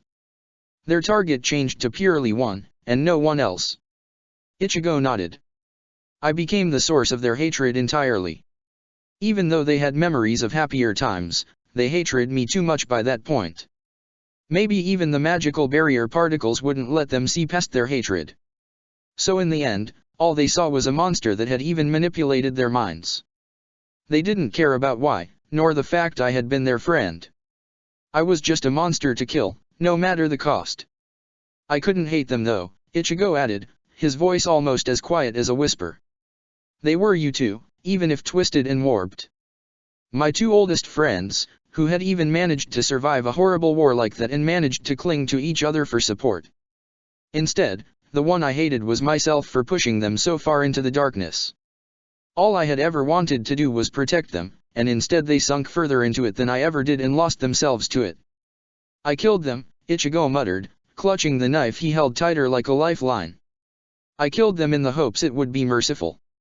That they would be able to finally rest and be free of their pain. And it took everything I had to do that. And then I saw you two afterwards. So much younger, so full of hope and uncorrupted by my own actions. I wanted to keep it that way. So as you know, I took you with me for a time, Levy for longer when you had to leave Laxus. I hoped I could do the opposite of what my future self did, involving you more in my actions to prevent you from falling. But I hadn't changed. Shaking his head, Ichigo added, I couldn't tell you about them. I believed they would only cause you pain if you knew about them, so I decided it was best that the secret remain hidden forever. I would take it the grave if necessary, and hope the others aware of it would do the same. But I also wanted to protect myself. I gave rise to them after all, Ichigo admitted. I was ashamed that I had failed you two so much. I took the blame for them squarely on my shoulders. You shouldn't have, stated Levy, crossing her arms defiantly. You didn't make us do the things we did. Those were choices we made. Ichigo nodded. I know. I realized that. But I couldn't help myself. While trying to shield everyone from threats, I became to make it my complete responsibility. And at some point, that became distorted further. I'm strong. You both know that. But that strength to me simply made me feel like I had to protect more. I had the potential to. I had the capability to. And so when something went wrong, something that I was near or that I could have stopped in some way, I became to see it as my fault. I hadn't prevented it when I should have had the power to do so. I caused it through an action one of my decisions made, and so the consequences of that were mine to bear. I couldn't stop thinking that way. And so I tried to take responsibility for their actions, even though I didn't cause the deaths they did or the damage they caused, Ichigo added. I couldn't admit their existences to you because I saw them as a pure consequence of my actions. And when I learned they were alive again. You should have reached out to us then, Laxus said in criticism, his scowl softening after a moment. Others knew, right? Why not tell us then? He paused, an answer slowly coming to him. You still felt ashamed, didn't you? I thought I could move past it, Ichigo muttered. But they showed up again. I told only those I could because they already knew. They wanted answers, and I couldn't ignore that. Not when I knew I'd never be able to face them like I did the first time. To be honest, I don't think I ever planned to have this conversation either. I would have tried to stop them earlier if I could have. If I'd had the chance, it might have prevented this. I'm just sorry you had to find out about it all this way, Ichigo added regretfully. This wasn't how I wanted this situation to go. And now dozens of others know, some who won't be able to see the difference between you two and your future selves. I think I'll manage, Laxus stated, gesturing at himself with his altered arm. You think anyone is going to mistake me and my future self now? They'll be afraid of me, but that's for entirely different reasons. Ones that are entirely on me, not you. I kind of wish I could have been in the same boat, Levi muttered, shooting an apologetic look at Laxus as she realized what she had said. No offense to you, Laxus. It's just... Well, Kana and Urza could agree with me when I say that my future self was so similar to me in every aspect. My leg isn't as messed up as hers, plus I haven't taken the wounds she gained from Ichigo. Ichigo couldn't help but wince at the memory of that. But most of her scars, the way she moved, the way she thought, it was all far too similar. There isn't nearly as much that separated me from her physically. Only fairy tale mages saw you though, Laxus pointed out. None of us will say anything to anyone. The army knows someone else was there but not who they were. Once that barrier went down, the only one left for them to recognize was me. I suppose so, replied Levi in relief. So I guess you shouldn't worry about this, Ichigo. What's done is done. We just wish we could have known under better circumstances, let's say. Regardless of how hard it might have been for you, we did deserve that. Ichigo nodded. You're right. You did. And I'm sorry. Good. Just try and get better with this, all right? Asked Laxus carefully. You're a terrible liar, but you are very good at just letting us believe what we want. I don't want to turn around and find you're throwing yourself into another kind of hell just because you feel responsible for it. I'll try. I truly do mean that. With that all said and done, Levi threw in, what happens now? That sensation from before didn't feel good. Not in the slightest. Are we preparing to fight? Ah. You shouldn't come. Neither of you should. Ichigo, if this is another dash. Not this time, Ichigo stated quickly, cutting her off at the sight of the annoyed look on her face. Letting out a sigh as he struggled with the best way to explain this, he finally settled for saying it outright. You two aren't strong enough. Excuse me. Technically he's got a point, Laxus admitted reluctantly. I know he has. But this isn't a situation where I feel comfortable letting you fight alone. I won't be, Ichigo replied cautiously. The situation itself reeks of a trap. I'm being invited in. But I wasn't told to go alone. I was told to bring all of those like me. All the other Ukin I can find. You're considering Waiwak? Of all people. I know, it's a bad idea. It's a horrible one, Levi stated. Absolutely terrible. How did you even come to consider it as an option? You know you can't trust him, right? I know, Ichigo admitted reluctantly. But could those who fought with you lot do much to stop your future selves? I don't see how that's relevant. Yes you do, Levi, argued Ichigo. Laxus's battle probably highlights the difference the greatest. His magical power is even higher than I remember it being, and look at how far he was pushed. I heard how the fight went, how he was unable to continue to the end. Now imagine a force that feels confident enough to fight against Ukin. Not one, but many. As harsh as it may be to say this, neither of you two are even close to being strong enough. Fighting magical barrier particles requires inhuman levels of magical power, which is why there are no people better suited to fight them but those who can call upon the world's own reserves. Even if you two came, it's extremely unlikely that you could do anything to help. I get that, whispered Levi quietly to herself. But why Waiwak of all people? Do you plan to contact Ziraf too? Ichigo hesitated for a moment before giving her a nod. I don't like it. But he's Nukin too.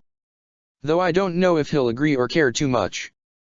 At least Waiwak is guaranteed to play nice until the situation is dealt with, if only because he'd want to use me in the battle. But there are others I can get to.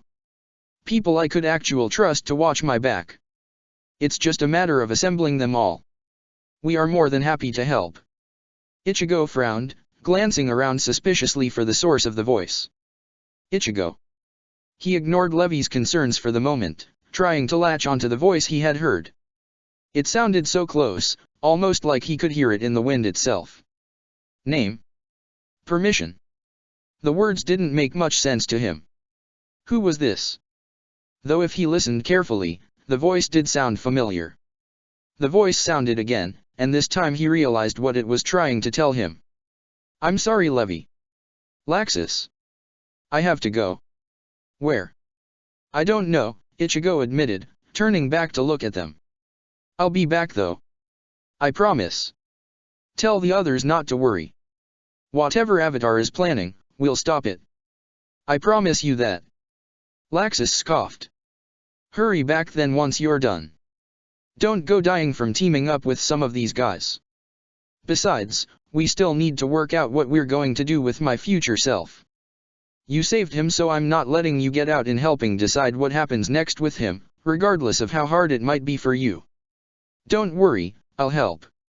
I'll see you both soon. Turning away, he began to take a few steps away from them, making sure he was giving himself enough space for whatever Ichigo had planned here. He didn't want them getting caught up in this magic if he could help it. I heard you the first time, he muttered as the voice came across the wind once more, heard only by his ears. I grant permission. Ichigo Hyusub. Then come to our side, Ichigo Kurosaki. The world vanished and reappeared before his eyes, and suddenly he was finding himself in a very familiar place. You chose an odd place to hold this, Ichigo stated, looking around at the golden gateway that would lead any Ukin directly into the Holy Palace. Here of all places? I would have thought you'd want somewhere more secure. Can't be too careful with the play made by fools, Ichigo replied, the usual jolly tone to his voice replaced by a harsh coldness. Humans really don't learn. So foolish, throwing away such a gracious gift to chase after fragmented tales. Their actions could very well end the world. So you've said many times already, said Hibarian, resting on a large piece of stone and pouring himself more of what he still assumed was simply red wine. Save it for when we've all assembled, will you? It is good to see you again, Ichigo, Warod stated with a smile as he approached him, ignoring his fellow Ukin for a moment as they began to argue. It's a shame it isn't better times. I'd already planned to head to the front lines when I felt the foul feeling in the world. I assume you felt the same. Yeah. He gripped the knife he held tighter as he noticed Warod glancing around him a bit. Warod. About Mavis. She's not with you, Warod muttered, briefly glancing over towards Ichigo before sighing regretfully. I can only assume she's not dead, right? If she could have been brought with you, I'm sure Ichigo would have done so. Avatar, the ones likely responsible for that foul sensation we felt, have her. She's still alive, I can feel a faint presence, but they're blocking my senses from her. Then we'll just have to get her back the old-fashioned way, Warod replied back, trying to put up a strong front. They might as well be preparing to announce their presence right now. We will soon have a lock on their position. Ah, great. The abomination's here too. Ichigo scowled at the newcomer's voice, turning round to see Ziref appearing beside Ichigo. Ziref. I heard a lot went down inside the barrier. I wish I could have been there to watch it. How wonderful it must have been, having your own friends kill their own allies. Said the man who's been hiding in shadows to see all this stuff. Do you feel strong like that, sneaking around like a coward? What did you call me? Ziref demanded, shadows flickering to life at his feet as the first sign of demons began to form. You think I'm running around like this because I'm afraid? Why don't I show you how far that fear stretches right now? Bickering like children. Ichigo, I could understand, but you, Ziref? I guess 400 years for you must have passed by far too quickly if you can argue in such a precarious situation. Both Ukin's heads snapped towards the speaker, Wywak having appeared not far behind Ziref thanks to Ichigo's magic. This is an odd gathering, I must say. I did not expect so many to answer the call. I think this is almost our entire number. Not quite, Ichigo stated calmly, We are still waiting on 2 others. Aoesu is busy preparing for travel while God Serena is trying to finish some current matters before joining us. Said he might need permission from his leader to leave on such short notice. It appears their Emperor Spriggan is unavailable and he is resorting to finding the next highest in command. How odd that is, don't you all think? Enough with your games, Zeref snapped at him, slightly faster than he had expected the Dark Mage to react. You brought us all together, to here of all places. What do you want from us? If this is a waste of time, then I have more pressing matters to deal with. More pressing than an end of the world scenario. Zeref scoffed.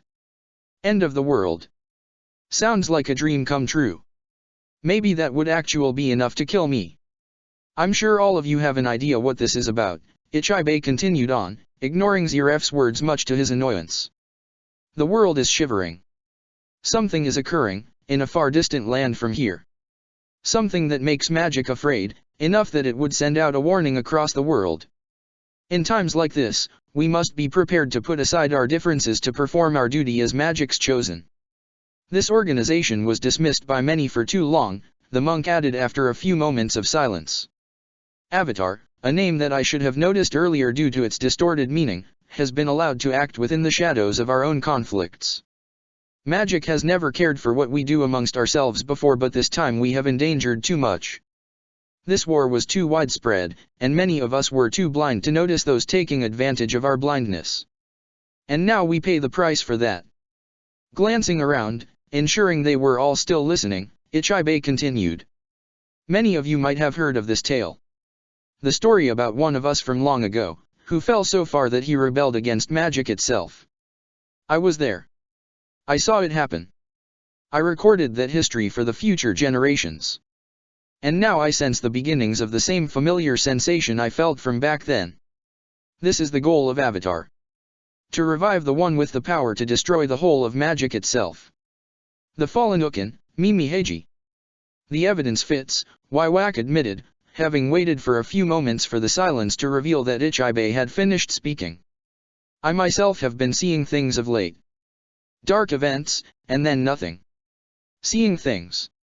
Ichigo muttered. What the hell is that meant to mean? And when on earth did you lose an eye? Are you one to judge? Waiwak replied calmly in turn. Besides, I think you've lost something of even greater value. I do not see Lumen Histo-ire nearby, just as I foresaw. Mavis is gone. For a brief moment Zeref's eyes had gone wide, panic slipping into his voice before he turned towards Ichigo with a furious expression. You let them take her? She chose you and you let them take her. I didn't let them do anything, Ichigo shot back. They took advantage of my fight when they knew I'd be distracted. Ah yes, Waiwak said before Zeref could say another word. Your fight with Baragan, wasn't it? It was quite an impression battle to watch.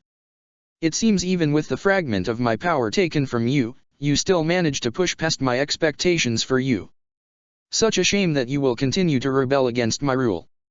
I thought I sensed Baragan fall, Hibarian said from his seat, taking a long drink from his glass before letting out a long sigh. And yet I still sense something of him now. What happened to him? He died, and yet it seems that is being altered even as we speak. Ah yes, Ichibe said, bringing his hands together before anyone else could say anything. We should start from there. Warod, please prepare us a table if you would. I will try and finish gathering up the last of us now, and once I've done that you can tell us what happened after you left us, Ichigo. Leave out no detail. I want to know exactly what occurred when Avatar showed up. Protector of the Fairies. And that's when he left, Ichigo finished up. Took the body with him and everything.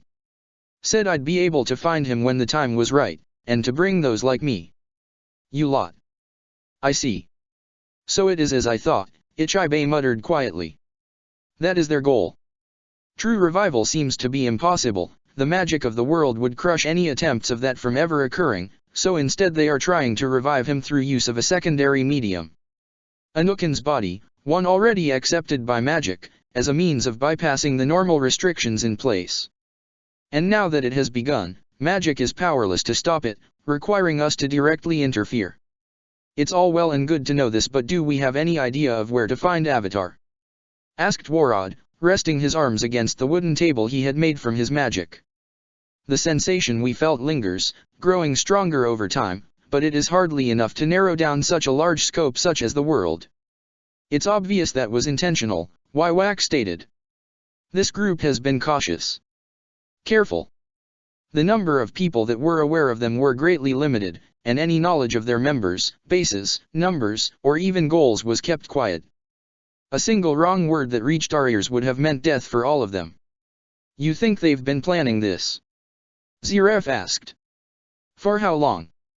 If they were operating so frequently in Fiori too, what proof do we have that they have a base elsewhere and that this isn't a red herring? It won't be, Aoesu said in response to Ziref's words. That sensation is the real deal, no chance about it. Aoesu is right, Hyborian added, setting his goblet down on the table and crossing his hands in front of him. We know of some of their activities in Fiori, but those numbers so few. What proof do we have that they were even based in Fiori? The actions of the war might have dragged them here to operate fully, but they may have bases spread all across the globe. Such distance would provide them time as we try to track them down, long enough to let them try and accomplish their goals before we could reach them. This would never be possible if they were in Fiori. We'd find them within hours at the latest. What if they're in Alvarez? The others glanced towards Ichigo at his suggestion. It's just a thought, but it's possible, right? Alvarez isn't even on the continent of Ishgar. I'm not saying you're right, God Serena spoke up, the man having said little since he had shown up, but why Alvarez? I've been there for years now and not sensed a thing. It's just something I remembered, Ichigo admitted slowly. Before the Grand Magic Games, before we even had this war, I went to the old magic chairman's place. To see Juoshiro. He was gone, but there was still the foulness lingering in the air. Magical barrier particles had been there, and when we finally found him again he told us he'd been held hostage in Alvarez ever since he went missing. Hostage? Muttered God Serena briefly.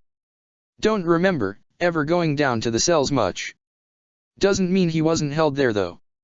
Perhaps Spriggan was using Avatar in some regard to capture him? Such details would be beneath me to know. An emperor relying on a cult when he has a group of elite followers that would obey his every order. Ziref scoffed.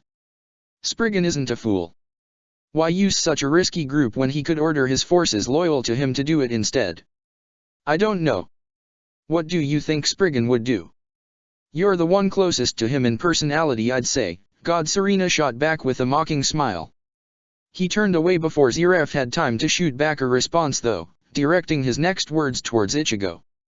It is possible though that Alvarez could be hiding them in some regard. It's far enough away at least, but I did feel the sensation extremely strongly when it happened. It was like someone shattered glass and threw it all over my brain. Maybe it was so strong because I was closer than you lot. At the very least it's a potential direction to head in. Then that should be our first stop, Ichibe stated. Even if it isn't our destination, it would get us one step closer.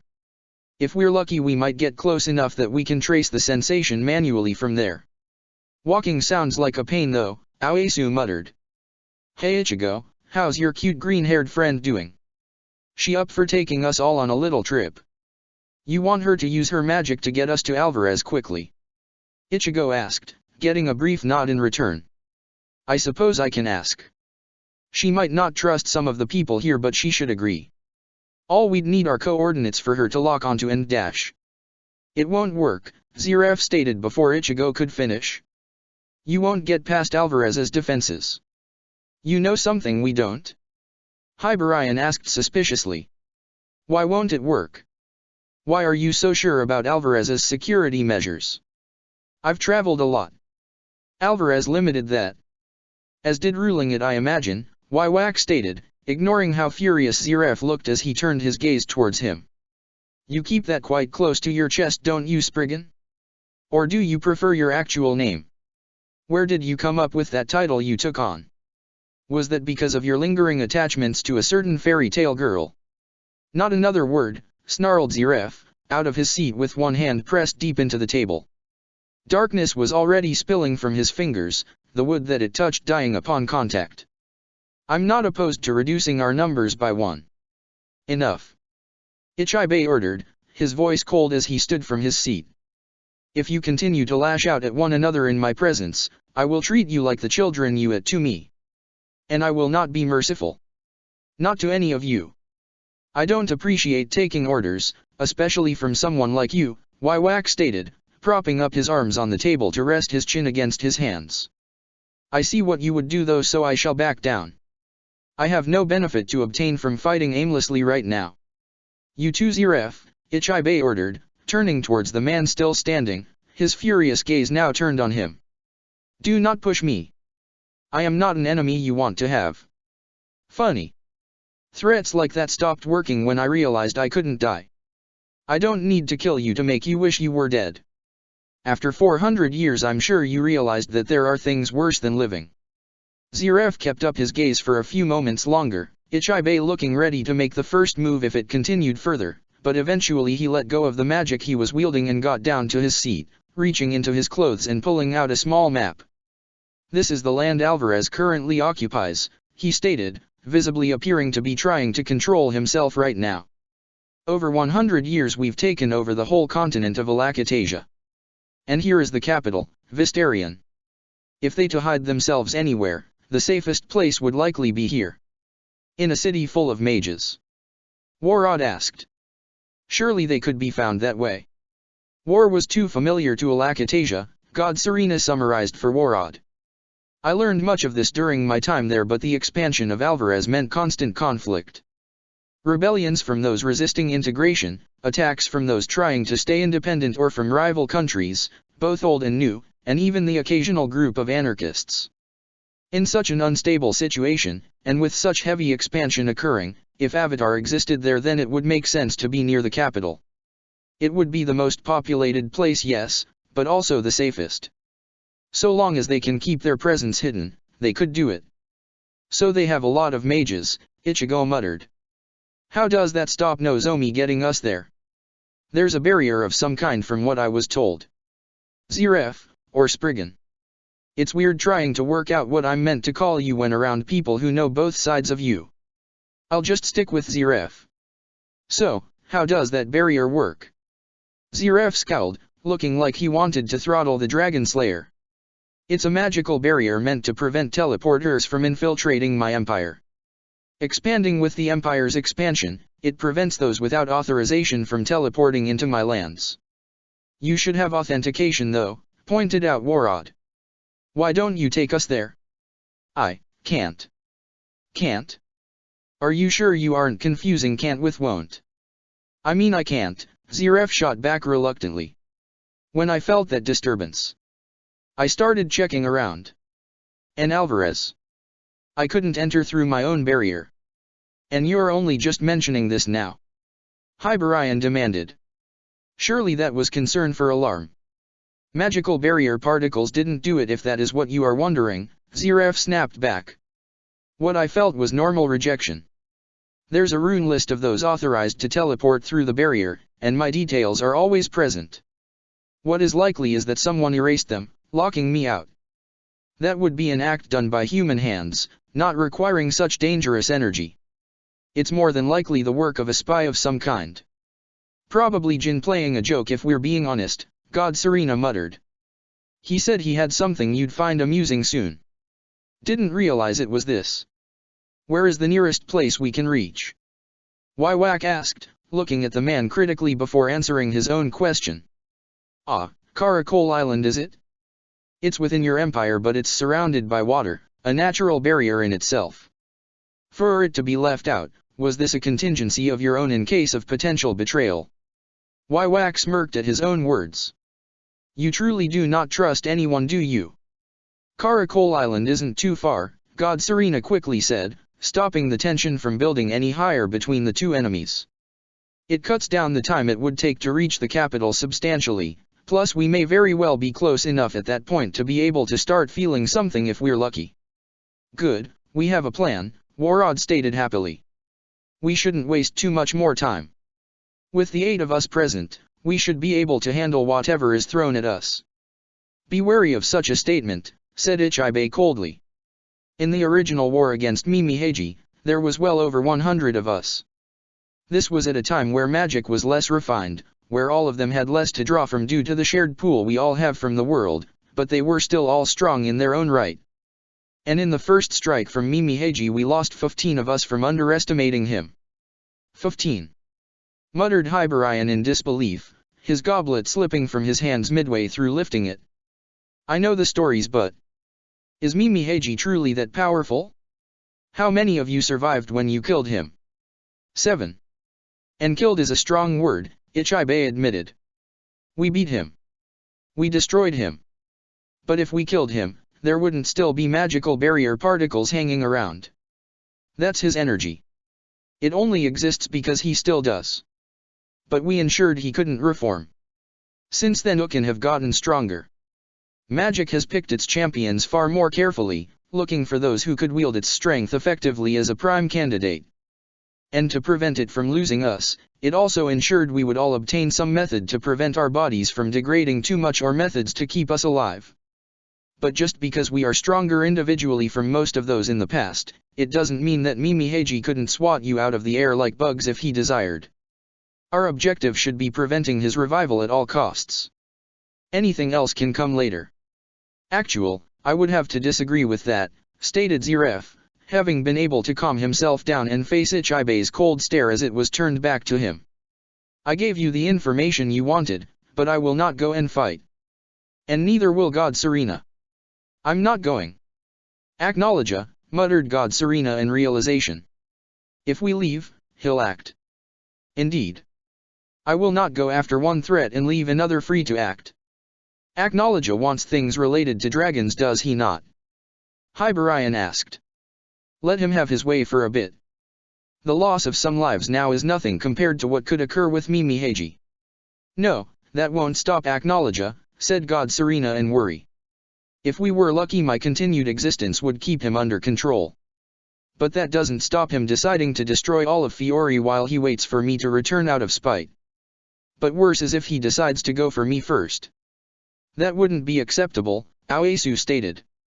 If Avatar is confident enough to face the lot of us, we can't also fight Acknowledge at the same time. We'd be too divided. He has to be kept away. Which is why I and God Serena shall remain, Ziref repeated. You will not miss my power. My survivability won't be as effective against such foes, and my magic is more effective at multiple enemies. And God Serena. He is a necessary component to fight Acknowledge. First and foremost, he is a dragon slayer. And if the world ends, well, he would get to complete his dream first. That final stage, muttered God Serena, a hint of awe in his voice. Yes. That could still be acceptable.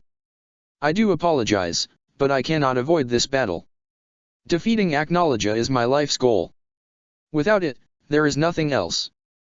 You realize ignoring this risks losing magic's favor, Ichibe pointed out. You risk a lot to continue playing your game as an emperor. Then let it. But I doubt that would work. I've tried a lot of things, only falling short of actual using the demmed energy. If magic hasn't rejected me yet. Well, if this does it then I don't care much about the overall result. Regardless, I will do what I desire. The question is this. Will you let me leave? Or will you fight me and force me to come along? Make your choice, and hope it isn't the wrong one. Protector of the Fairies. Check the description for the links to the author.